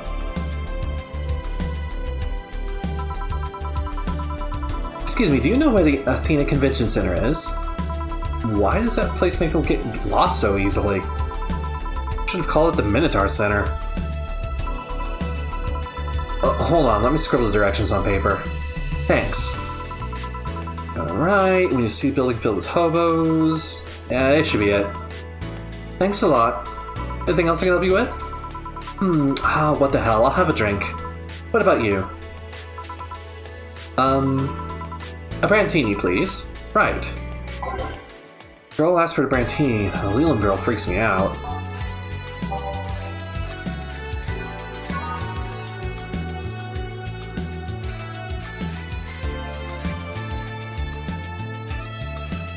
Get into the mixer.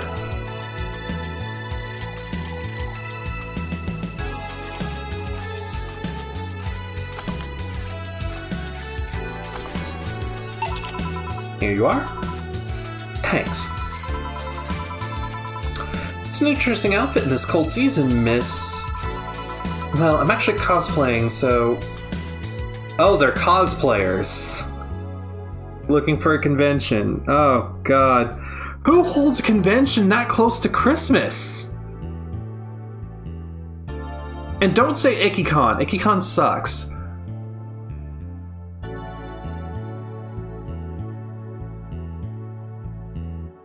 The future. That's such a shitty time to hold a convention. Even Holiday Matsuri, the convention that is themed around being near Christmas, is not this close to Christmas. So call me Vala for the time being. And your Leland friend is... Essentia.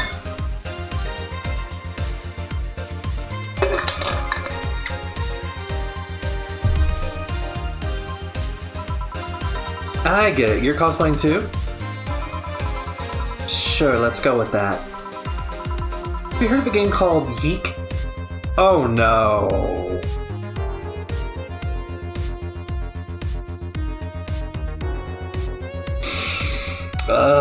References to this game have aged poorly. That cult classic game that has... Oh god, no, please don't. Oh, this conversation is really embarrassing.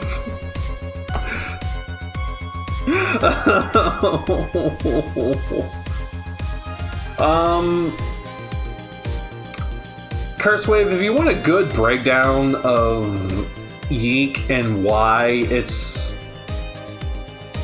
so uniquely bad, one of the YouTubers I watch a lot of video essays from, Jack Saint, Lacking Saint, they did a video on it. I can link it to you at some point if you're curious, but there's a lot.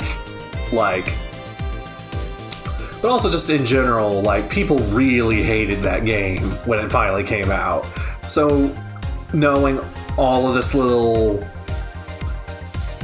ironic side like it's not even ironic. It's like it feels like, hey, our friend is working on a game, let's help them promote it and reference it in our game that's set in the future. Like, it's really, really bad. Like, this is... No one should ever do this. Hold on.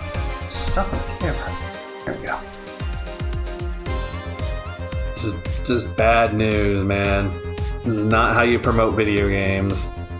By telling people how great your game is in completely unrelated games. That one, we're in a cosplay group dedicated and got lost on the way. Aren't you talking to someone outside?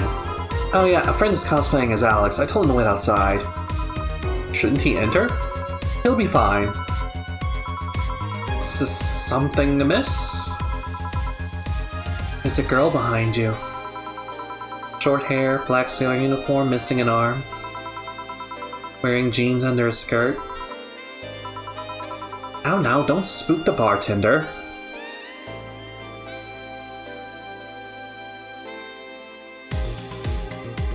You did miss a shill, Taishi. You missed a shill for Yeek. Just spell that in the chat, just so people know what I'm talking about.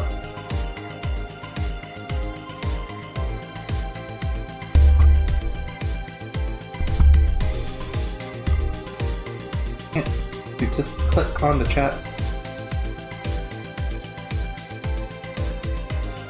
Eek. Subtitle: A postmodern RPG. It's bad. It's very bad.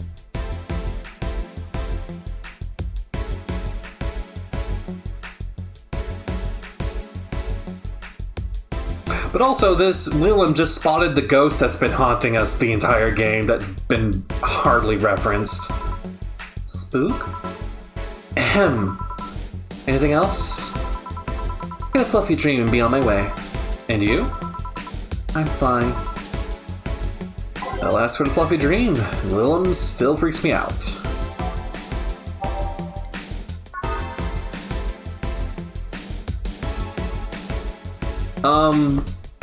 Both. The game is terrible, and the shill becomes terrible in hindsight, but it's still, even if Yeek wasn't such an embarrassingly bad game,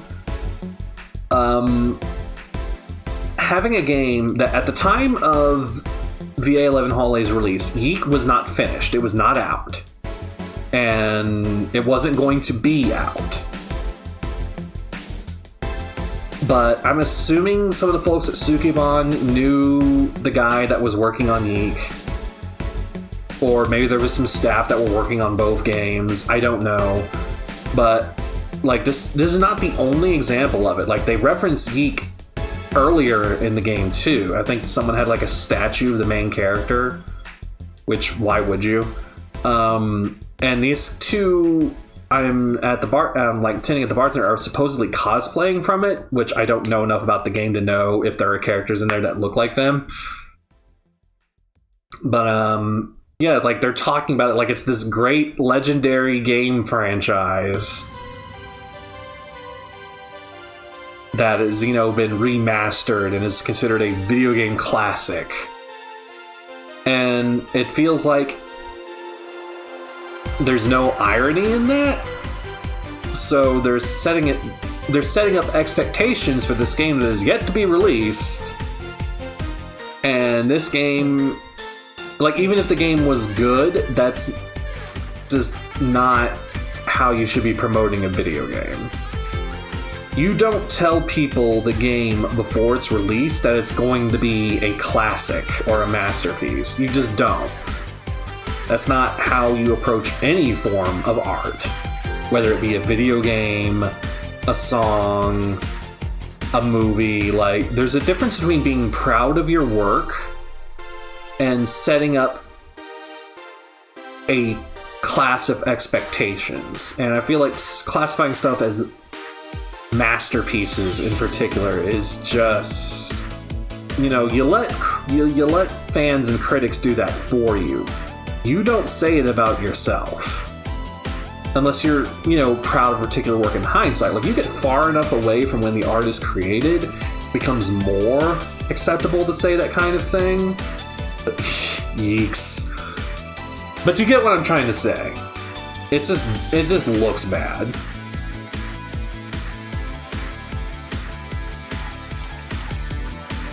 And mind you, in the indie game world, there is very much a kind of, like, we're all in this together kind of thing, where they all try to help each other. Like, help cross-promote and stuff like that. Like, because, you know, it's hard to make it in the indie game world. It's very challenging and very competitive. So I can understand the feeling behind it, but still... yeah, it just comes off as facetious. It's just bad. Here. Yep, this is the thing. Seriously though, should you leave your friend outside like that? He'll be fine. He started chatting with one of the vending machines. They were talking about R&B music. Does your friend prefer the 1980s R&B or the 1970s? What, 1970s, of course. 1980s, I think. Oh shit. Boss, Dee Dee, R&B! I'm coming! See, Dee Dee is a 1970s purist. He has tased people for even liking 1980s R&B before, as he should. Actually, I'm being mean. Okay, the 1980s R&B scene did give us the better half of Lionel Richie's career. It gave us Whitney Houston.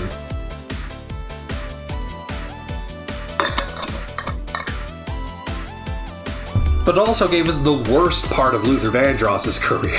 Holy crap. Just pure schlock. I would say until the New Jack Swing movement started in the 90s, R&B was kind of a dead genre in the 80s. New Jack Swing injected some much needed life and artistic credit into it. He got tased! Oh god. He'll be fine, vending machines have very weak tasers. He'll be confused for a couple minutes, but that will be that. Should go check on him though. Right, thanks again for the directions. Please come again.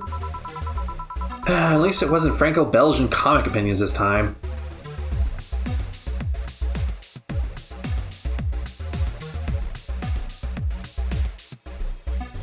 So are you a Asterix and Obelix fan, or are you a Tintin fan?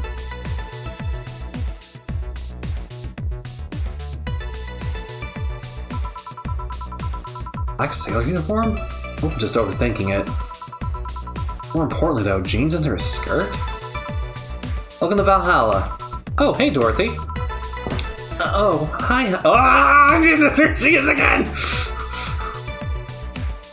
I swear to God.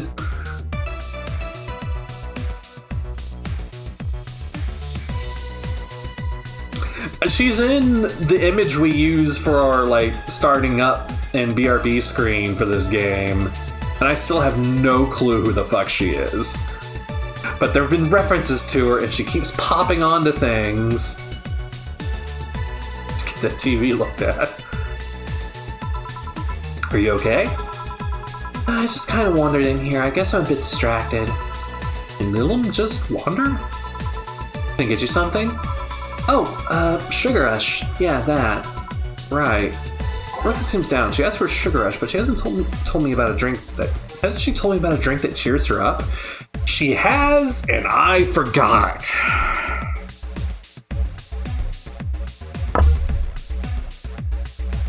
Again. This game is rewarding you for paying attention, but I totally fucking forgot what that drink was.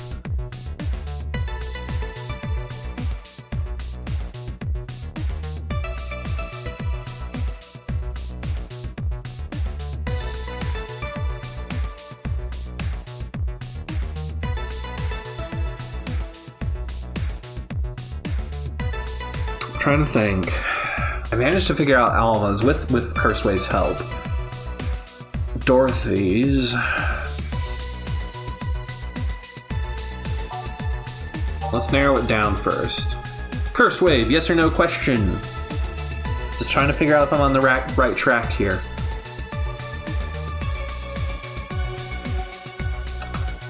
Is Dorothy's favorite drink a girly drink?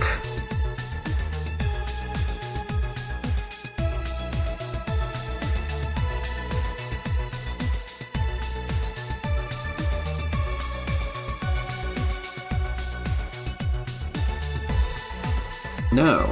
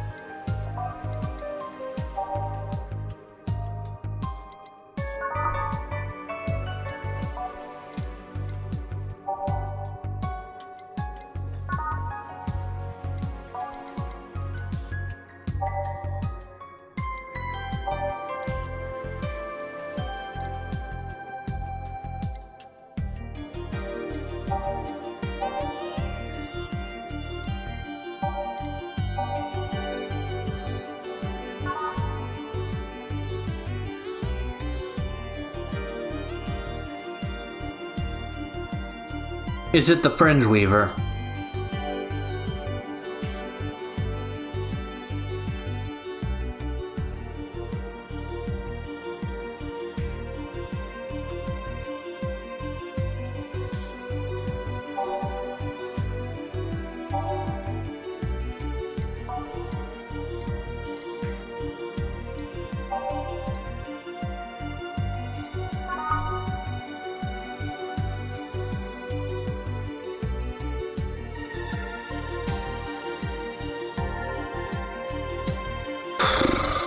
Is it the Cobalt Velvet?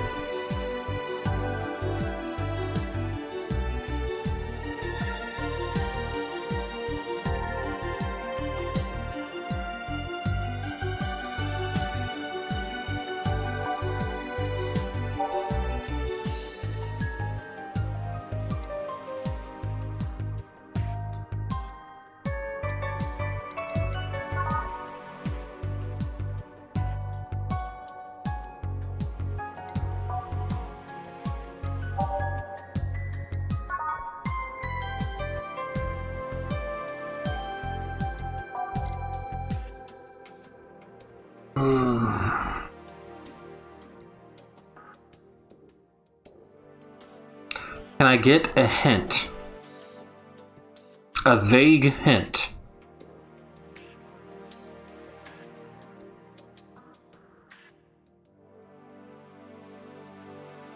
So sweet, but not girly. That's kind of where my instincts were going first. Is it the piano woman?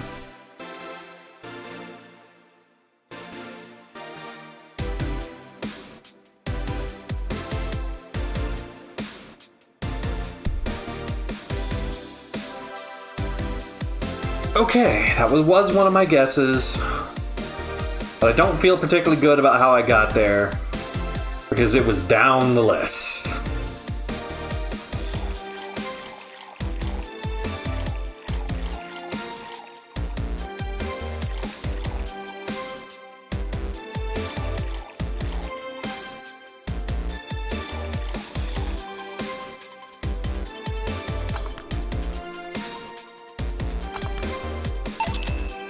Here you go. This is... Didn't you say you liked having a piano on whenever you felt like celebrating or were feeling down? I did? Wait, I did! You actually remembered such a thing! You're so sweet. I was half expecting her to say she meant the literal piano woman. Glad I was wrong. So much silence. By the way, thanks for staying with me the other day. Turns out I really needed that. So did you enjoy the soda? Oh, did you find that one out? Was it supposed to be a secret? No, but don't go around telling everyone about that. I did it because it was you who needed my help, but a hug night is usually one of my most expensive services. It is? Hey, I don't know if the client has body odor or something like that. Not to mention it limits the chances of getting any other client that night. Still, did it help? Yeah, it helped me cool down a lot. So, from what Dana told me, someone close to you died, right? Yeah. Do you want to know more about it? You want to tell me about it? I brought it up enough times already, I think. No problem then. You were sad and that's all I needed to know. Sorry for the loss though, I mean it. Thanks. Although I've wondered for a while, do you really understand death? Sorta, kinda. Our whole database is constantly being backed up in a collective source. Even if our bodies are destroyed, we can be deployed again with our personalities and memories intact. So our concept of mortality might be different. We do have the fear of death, though. We do? I can't even begin to understand the idea of not being redeployed. While we have built-in warnings, the mere idea of that nothingness is paralyzing.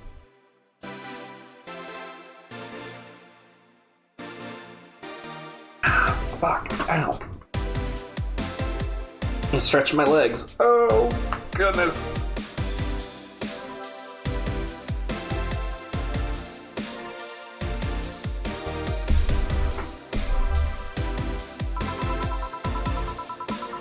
There are few that don't mind it, but we do fear death and we don't wish it on anyone. In fact, that was the argument we used for abolishing the whole 3 laws thing. I seem quite knowledgeable about robot history. Seeing what others have done to make sure I can live like I do helps me not take things for granted. Seriously, though, those laws were bullshit. Can't harm humans, can't disobey humans unless it's about hurting them. And you can protect yourself as long as it doesn't harm humans. I mean, sure, the first AIs were just helpers and tools. But how could those laws still apply to them after they achieved self-awareness? Who in their right mind would abide only by the rules inscribed in some old book? If I remember correctly, those were only the distilled version of the laws some writer imagined over 100 years ago. I mean, I'm sure everyone in chat knows, but what they're referring to are Asimov's laws of robotics. And yes, it does tend to get greatly reduced from what Asimov actually wrote about. Asimov was a science fiction writer who kind of theorized on concepts of artificial intelligence because he was fascinated by the programming and how that affected psychology. So, yeah, he did a whole spiel on what the laws of robotics can and should be. And usually when they get references the 3 laws. Yeah, you cannot harm a human, you must follow the orders of all humans unless it is to harm another human, and you can defend yourself, but only, like, you cannot harm another human in doing so. And it was this idea that is honestly kind of fucked up the more you look into it, and what inspired Asimov to write it was that whatever artificial beings were created, they would be done in service of man. And what Asimov says is kind of fucked up. And Dorothy even brings us, like, once they're self-aware, doesn't it essentially just make you a slave race? Uncomfortable. However, many authors afterwards took them like they were the very laws of physics or something. Like many other things, people distill and exaggerate what they need and use it in their favor. Wow, you're a nerd. Look who's talking. Let's change the subject a bit, though. The mood's getting gloomy. Your apartment's very comfy, you know? Yeah, it's a tad small, though. Sorry about that. And your cat is cute. What was his name again? 4. Why 4? I figured if you ever got lost, at least I wouldn't be able to... Chill. It happened once. You'd be surprised how many golf players you run into. And every time you play with him, you can call it... you can say it's foreplay. Yeah. It was also named after someone. Really? Who? A little kid that wanted to transcend. What? A movie character or something? Sure, let's go with that. Do you want anything else?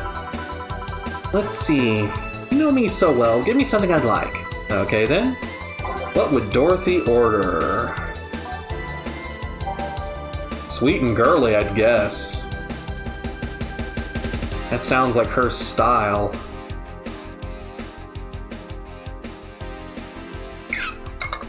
First wave, am I correct in assuming what she would want is a sweet and girly drink?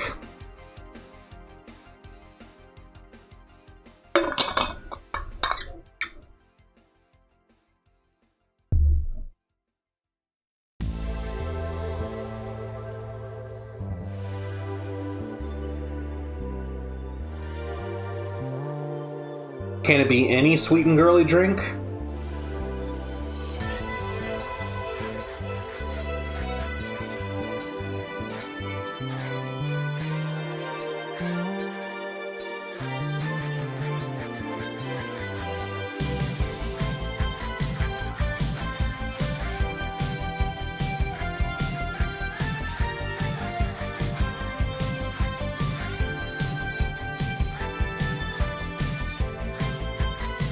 Probably something she's ordered before.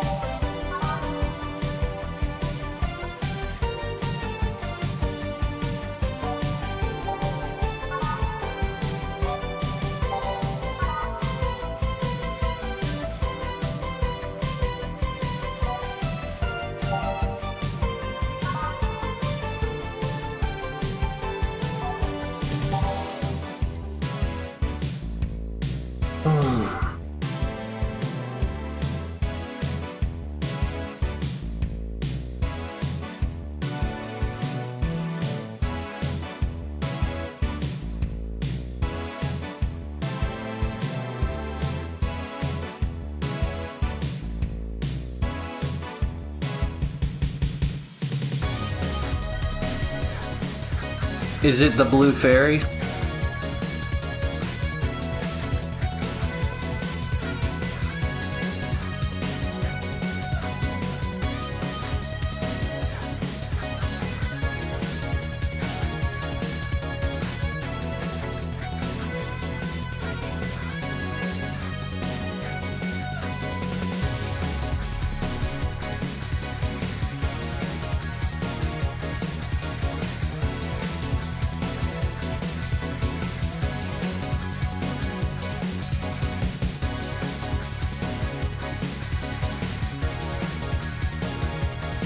But it should be something she's ordered before, and I genuinely can't remember which of these she's ordered before. But fuck it, let's go with the blue fairy.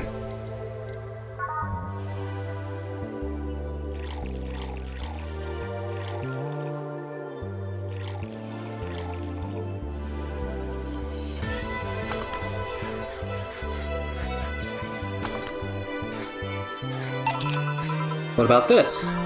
Yep, just nice. I always order either sweet or girly drinks. It was a no-brainer. Girly and sweet drinks for a sweet girl. I still can't believe you actually remember what I said about the piano woman. It's always good to keep note of what regulars like, you know? I wondered for a while, though, why do you keep coming back here? For you, of course. Come again? Why else would I come if not to see you? You're one of the few people willing to hear me out, always filled with curiosity. And you're cute. Talking to cute people is always nice. There's also the bar. The way it's insulated from the noise of the city, it's really comfortable. And it's just a bit away from the street I'm always at. A win-win situation. I see. It was weird to see you down, though. Especially since you're always so lively. Well, I wasn't down, really. I was just thinking about a lot of things. Like what? Well, my mom, guardian, asked me to go home on Monday for a bit. And as much as I love her, being with her is usually tiring. Guardian? The whole thing about someone taking care of a Lilim after they've deployed until they reach maturity, right? Yep, and I'm proud to say that I reached psychological maturity in just 1 year. I always try to keep a varied pool of volunteers to make the collective source grow faster. So what's wrong with your guardian? Well, she still treats me like a kid. The worst part is that sometimes I fear she might see me as some sort of replacement for her dead daughter. Huh, dead daughter?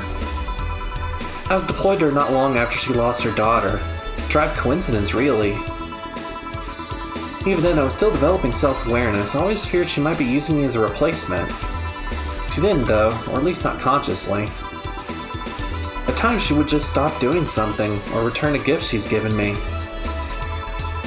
She felt like she was projecting too much of her daughter onto me. What irony that years later I'd make a living pretending to be someone else in the bedroom. How's that? Well, most of the time my job involves role-playing. A daughter, a student, some helpless kid. It means I've gotten many clients looking exactly for that, but on the other hand, from a professional standpoint, I'd rather have them hire me because of me.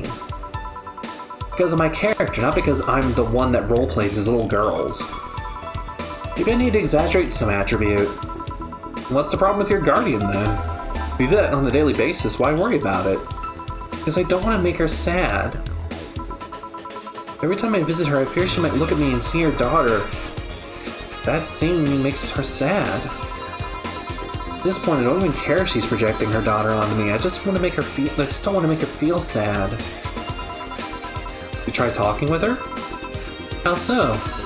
Telling her just what you said to me. Clear up those fears. I mean, unless she's not the kind of want anyone opening up to her, that is. I never really thought about talking to her about it. Doesn't sound like something you just bring up, though. Keep it in mind, at least. Maybe she'll appreciate the gesture. Is Dorothy Astro Boy? That's kind of what I was thinking when she started describing what her situation was. You know, if Astro Boy became a prostitute. And that's a mental image you needed in your life.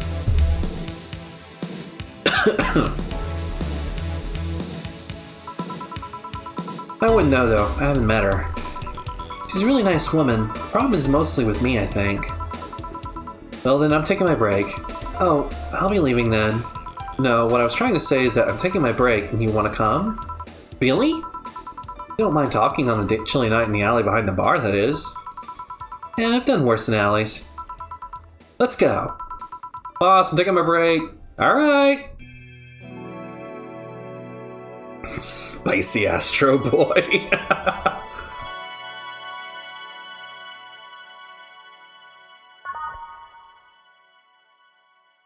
2069.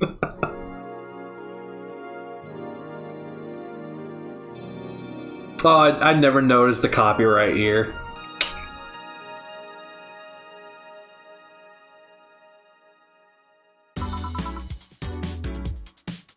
Want one?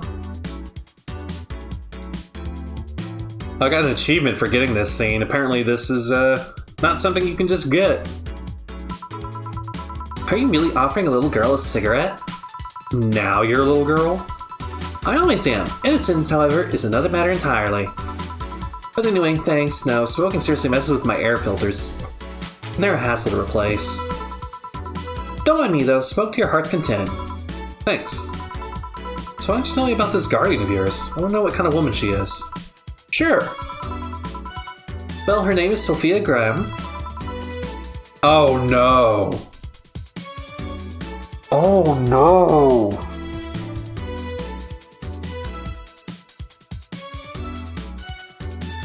Oh no.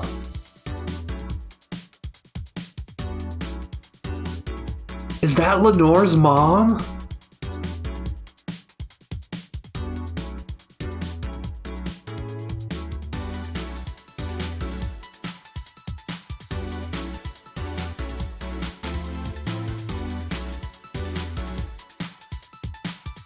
I mean, it's someone Jill knows.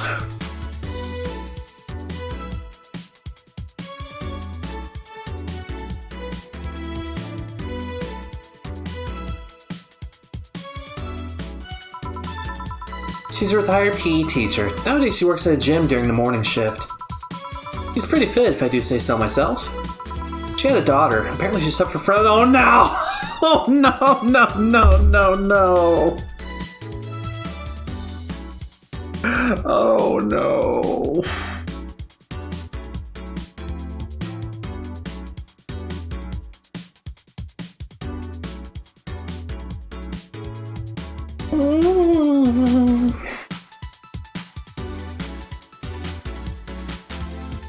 I believe that answers the question, doesn't it?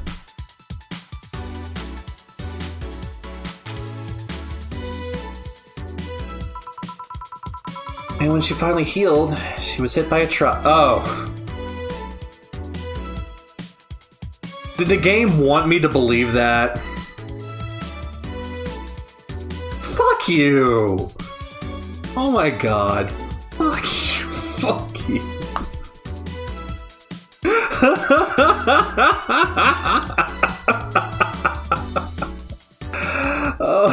Oh no.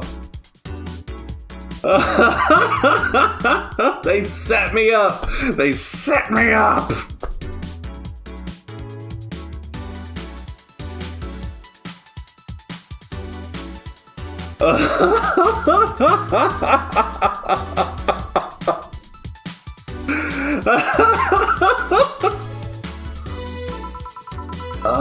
What was her daughter's name? I don't know, I never asked really. Are you okay? I'm reading fear, or is that surprise? It's hard to tell. I'm fine. Yeah, wait, read? Well, I don't see emotions like you do. I have to make do with a combination of body heat recordings, face recognition, and context. I'm still a bit confused about some, but I've gotten better with time. Anyway, you sure you're fine? Yeah. Scared or surprised. She's not wrong, though. Wait, does that mean your last name isn't really Hayes? Hey, it's just my artistic name. Sounds more exotic, and that's what people usually look for in this business. I tried other names, though. Dolores Hayes, Genesis Graham. I tried Dorothy Warrior once, but the legal team came out of nowhere and stopped me cold. Fuck, another wrestling reference.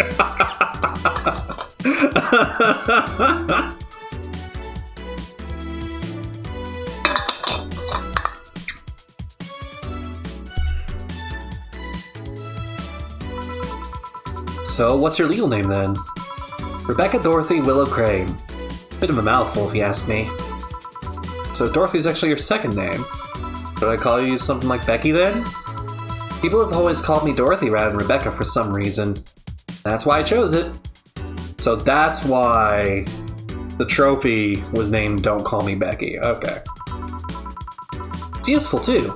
People have tried to falsify stuff using my name and they always get caught. Because they can use Dorothy Hayes as their name? Yep. Only my mom, or guardian, calls me Rebecca, so it's weird to hear it from others. What about Willow? Willow's my first surname, actually. When I got registered, my guardian was married to a guy who had Willow as his last name. Shortly after I joined their household, they separated, so I was left with his family name first. Hold on, so your real name in short would be Rebecca Willow? Doesn't have the same pizzazz to it if you ask me. Sounds super goth. Whatever you say, Becky. Stop it! I feel like if I called you Julianne all of a sudden. Whoa, that was anger I read from you just now. Lots of anger. I think it's weird enough already if you call me Jill instead of Honey. Weird, huh? How you can end up feeling associated with a name that's not yours?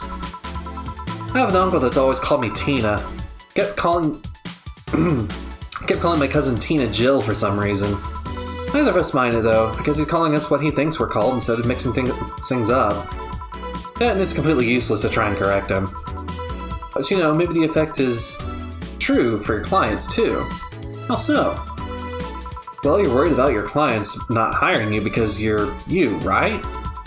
But think about what happens when it's announced that a character will be played by a different actor. Sure, it's a character, but people are always going for the actor playing the character. So you're saying that they go for my roleplay instead of just mere roleplay? Sounds too far-fetched? Sounds plausible, actually. Okay, honey, I'll take my leave now. Don't want to take up all your break. Thanks for the chat. See you at the party tomorrow. Bye. You remember to buy more cigars. Bat, did I miss something? Unless you count the worst pay-per-view main event fight I've seen all year, no. Not really, no.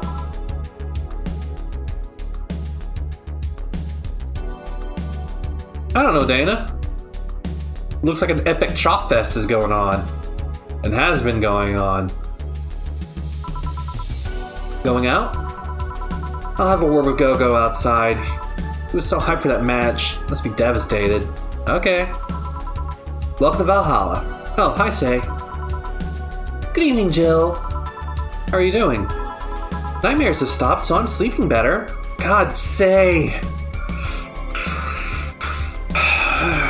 Please go to therapy.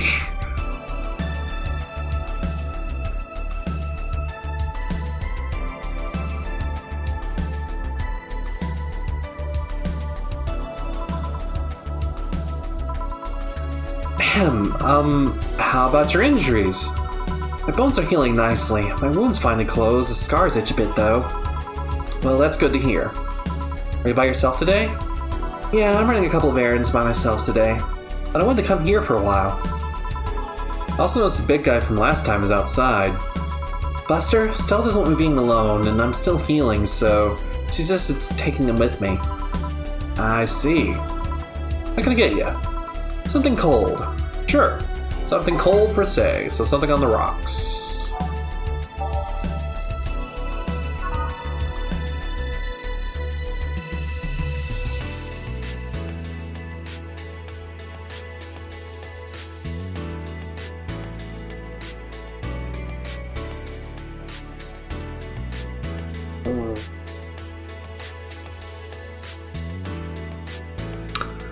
Cursewave, is this another one where the specific drink given doesn't particularly matter?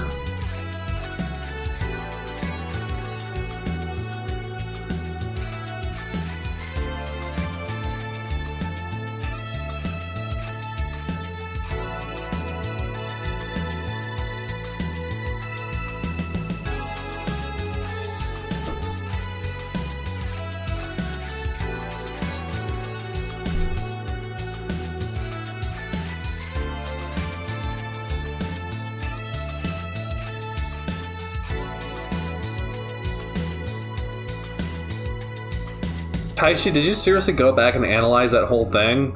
Because yes, it was a subtle joke about NJPW versus WWE.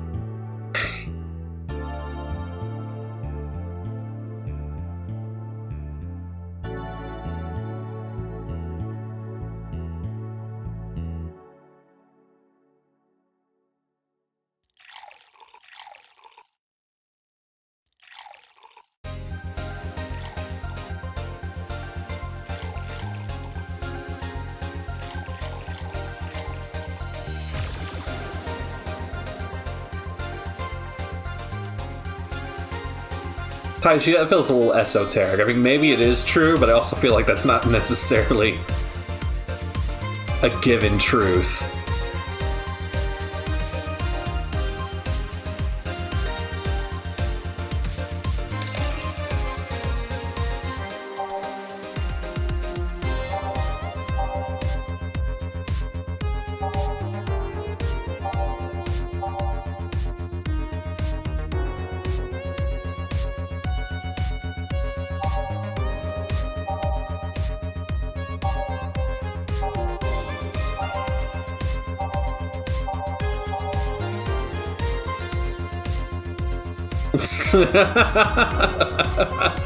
I'm just giving you a hard time, friend. Yeah, fuck it, whatever. Let's give her a bad touch. Here. Yeah, this is the one. Why drink something cold when the weather outside is so cold too? It's not that cold, actually. But I've always had decent tolerance for the cold, so I'm not a good reference. So Stella isn't with you today? She's throwing a mega Christmas party tomorrow and is having a meeting today. I'm just helping her by checking on some of the things she ordered. And here I was, all ready to invite you to the party we're throwing tomorrow. In fact, it's deliberately even sold together. It's like, hey, invite Say and Stella. You're throwing a party too? Sorry about that. Can't really say no to Stella. And you shouldn't. Because she's your girlfriend.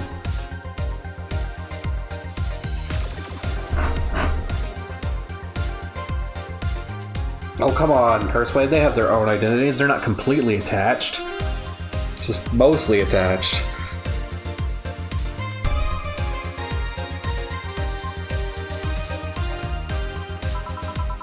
Maybe next time?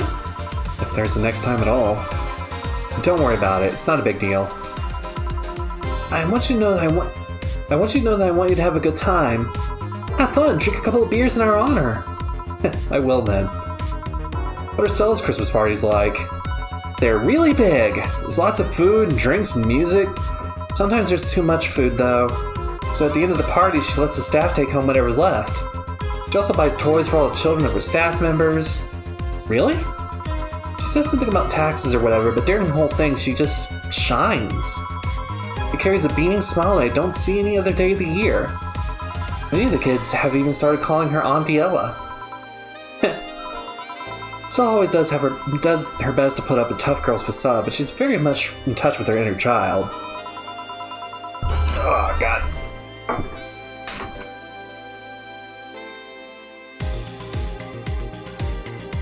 Emotional support girlfriend.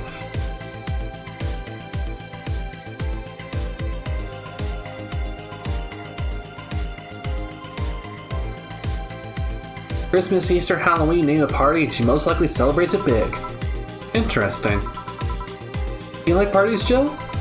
I don't mind them. They're a good place to see people. I'm not one to actively look for parties to attend, though. I just don't mind going to them. Ah, I see. I only go to parties that Stella's attending, because otherwise I just stand out there without anything to say. That, and I'm not one to wear dresses, you know? You're not? I'm a tad too ripped. They don't look cute on me. Although with all this healing I have to do, I won't be as fit for a while. They're too breezy, too. I feel like I'm wearing nothing. But I bet you'd look good in a dress, Jill. It's been years since I last wore one. I wouldn't know. Last time I wore one, I remember worrying my arms were too thin or something like that.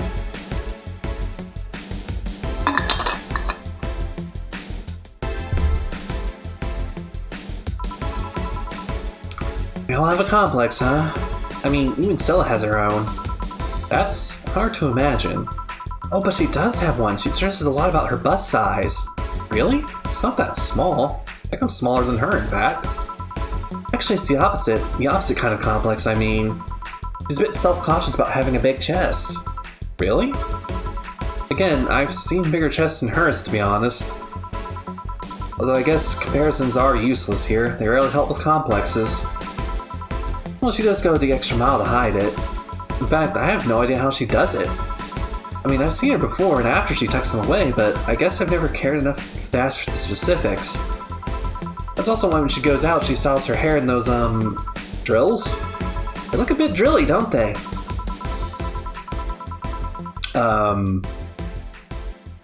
Sausage curls, believe it or not, is the most common term for drill hair.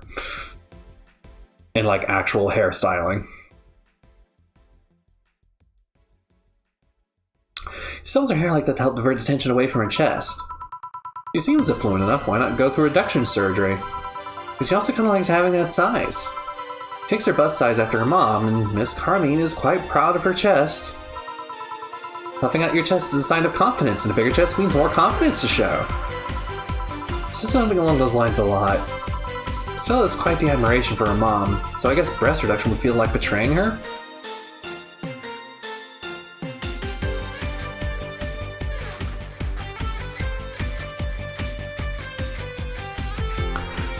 You know, the rest of the conversations about breasts in this game just feel mostly cheeky, but I can't help but this conversation feel like, were there any women involved in writing this scene? It just kind of feels, you know, away. Maybe I'm just second guessing. Huh. Make it sound like she's hiding J-cups or something like that. I guess in a taller or thicker person, her size would be normal. She's just a bit shorter and thinner than the norm. You get self-conscious about your bust size, Jill? Not really. I've been more self-conscious about my height. Although it usually comes up whenever not being average height hinders me somehow.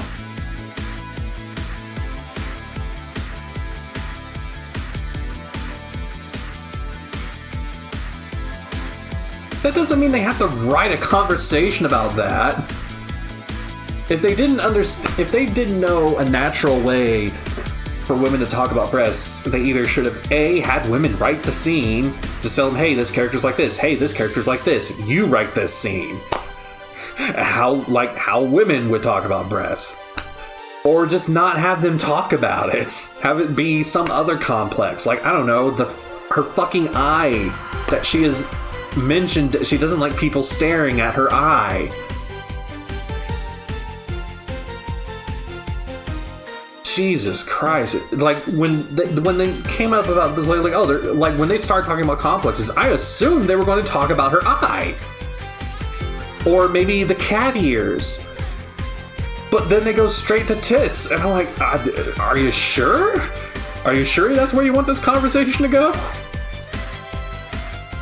Whatever. It's a minor complaint. This game has been otherwise fine about it. It is definitely comfortably set on that line between cheeky and obnoxious, and not really cross it. Like, there's some stuff in the game that's a little, you didn't have to make it this way, and it feels a little comfortable that you did. But they've handled it pretty well. It's just, this is the first time this scene has stood out to me. It's like, this doesn't feel like a natural conversation between, you know, female characters. And it really doesn't, but it's not going to bother me that much. I'll get over it. What about you? Yes and no? It's not my bust size, but rather that I look too manly sometimes. I can't help but wonder if bigger boobs would help with that. You're fine, don't worry. Thank you. Can get you anything else? You have something non-alcoholic? I do, give me a sec. Looking for soft drinks. Which, it's gonna be Bleeding Jane.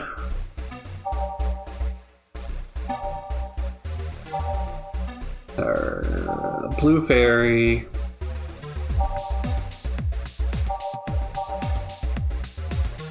Crevice Spike, which I don't think the Bleeding Jane and the Crevice Spike are good here because she doesn't need something sobering, she just wants something non-alcoholic.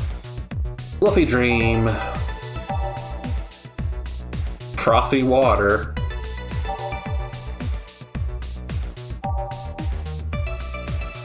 Gut Punch. Wait, yeah? Yeah, Gut Punch.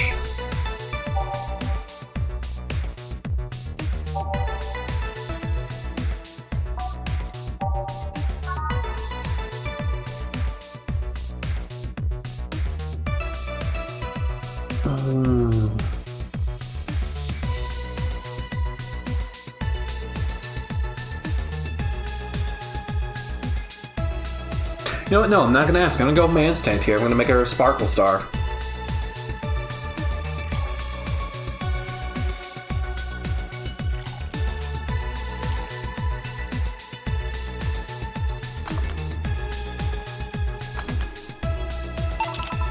Here. Thanks. You're not one to drink that much alcohol, are you? Yeah, it makes me feel sleepy, or at the very least, makes my legs go numb. It's an annoying feeling, to be honest. Makes me wonder what's so good about getting drunk. I mean, I'm not above it, but it's not exactly a pleasant feeling. You feel like you're sleepy when you're not. Your legs go numb, everything starts sounding funnier than it really is. What's so good about not being able to control yourself? That's a good question, actually. Usually people feel like feeling numb because the numbness helps them forget their problems. Even if they don't talk about alcohol, there's a portion of people that can't afford food, or who are suffering from some pain that only alleviates when drunk or high. Doesn't sound really logical on paper, but then again, humans are rarely, if ever, logical creatures. Despair and pain cloud your judgment and make you do stupid things sometimes. Yeah, I've seen that firsthand. This world has an ugly side nobody deserves to be a part of. There's also a matter of addiction, you know? You start just liking to drink, but then you need more of it than before. You need more of it, and before you know it, you're hooked. Oh yeah, that too. Just tell me, what kind of party are you guys throwing? Nothing fancy, it'll just be me, Boss, Gil, a couple of regulars. We're all bringing food, we'll chat for a while, and that's it. Man, that sounds so good. At least better than the whole planning madness Stella is throwing right now. If you ever throw something like that again, let me know, you hear? Sure. Hey, Say? Yeah? What do you plan on doing now? I'm gonna check one last errand before going home. No, I mean, what do you plan on doing now with the White Knights disbanded and all?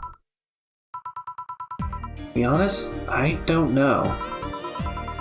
I never prepared a plan B because I figured if you can go with a plan B, why not just make it the plan A? I'm not the brightest person, so I never graduated from college or even high school. I could go far in position with the police, but it wouldn't be as thrilling. I'm tired of blatant corruption, sick of it. Oh. But I'm alive. I learned something after the Hell and Apollo Trust. Life is not something that you can just throw away easily. Clawing my way out of that place made me realize how much I want to be alive. The body count left in the bank was ridiculous, but I'm still here. I don't know what I'll do, but I'm alive. I'll figure it out sooner or later. That's nice to know. Well, I gotta go. Bye, Jill. Good luck with the party. Please come again. Welcome to Valhalla. Oh, hi, Mr. Detective. Hey there, girl. Give me a strong drink, won't you? Alright. Something strong for Mr. Detective. Perhaps something manly.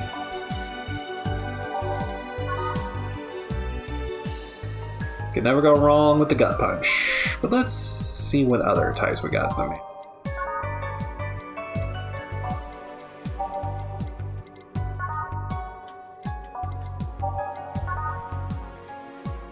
I don't think I've made a Mars Blast before, so let's do that.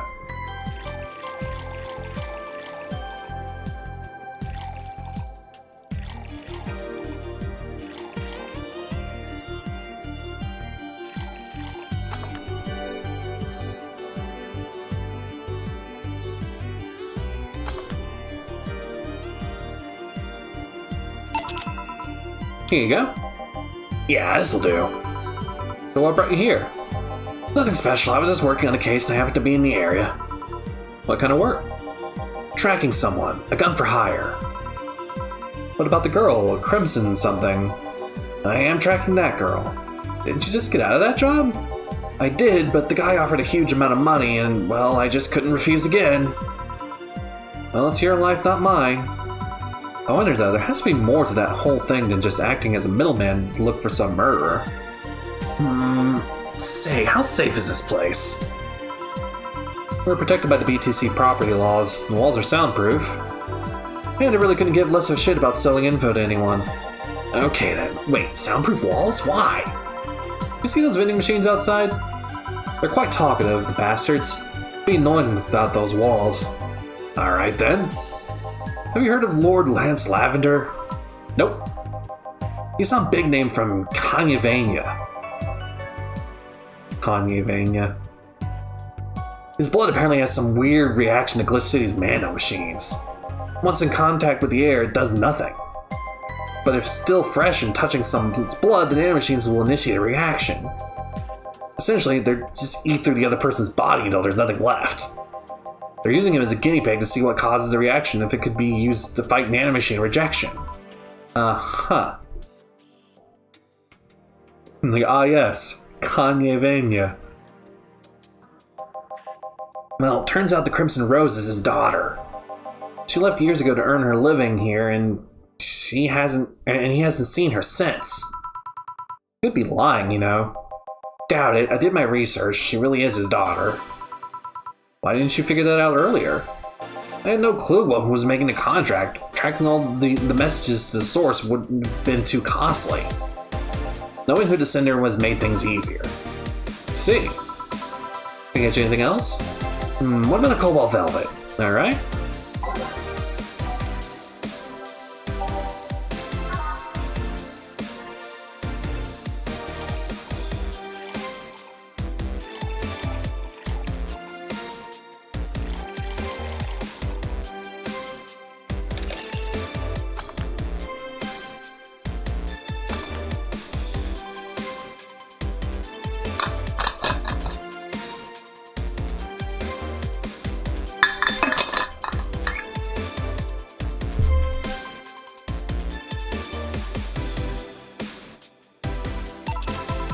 Here you are.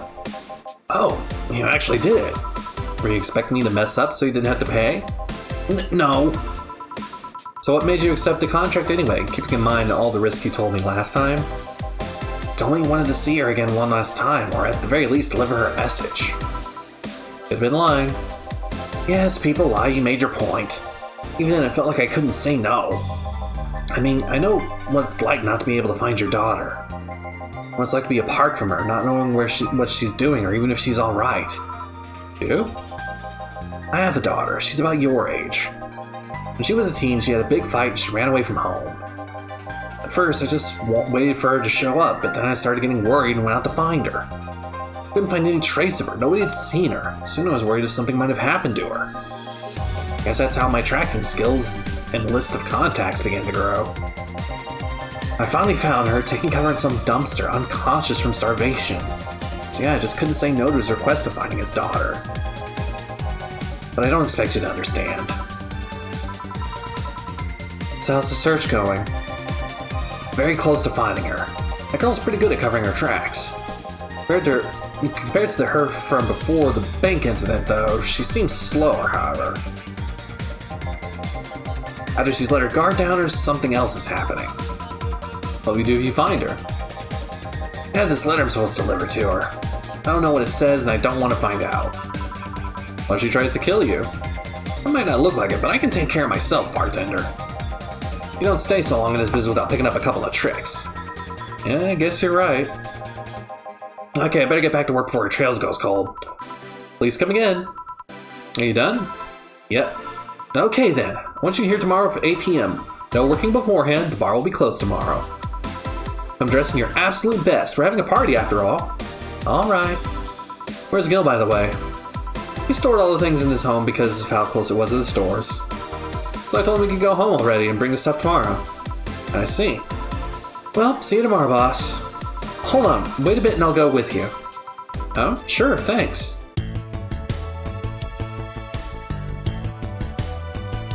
Oh, boss. Merry Mega Christmas. Let's celebrate Santa's resurrection as the Mega Santa that saved Christmas from the Redmonds. What? Okay. Alright, I'm gonna save.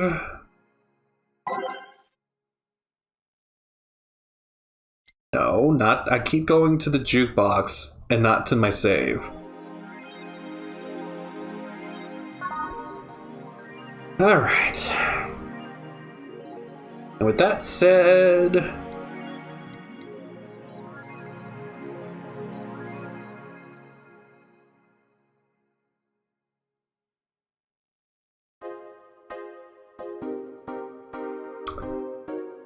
Let's get this baby ready for a raid.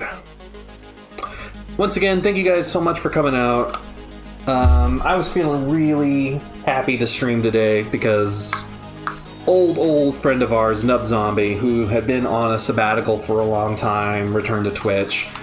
And I don't know, the whole thing just made me remember why I started streaming in the first place. And I just want you all to know that I love you very, very much. You all mean a lot to me. You're not just my followers, or our followers. You're not just our followers, you're our friends. And I really, really appreciate you guys, all the support you give. So, as for who to raid, let's send you to Max and Chachi. I don't know where they are in Paper Mario. They're playing the original, like, N64 Paper Mario. And I'm sure they would appreciate the raid. They are good people. They're a team of streamers just like me and Xander. They play some good old games, including Paper Mario. So if you want a bit of the old school Paper Mario experience, you can go with them. And we will see you on the next one, guys. Have a good night.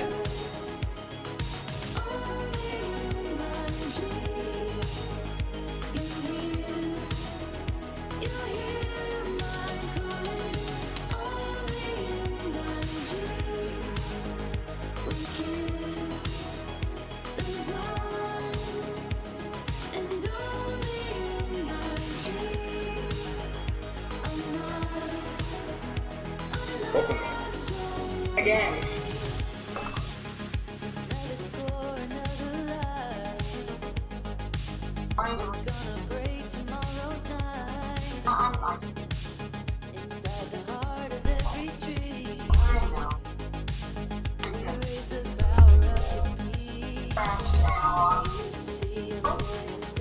Awesome.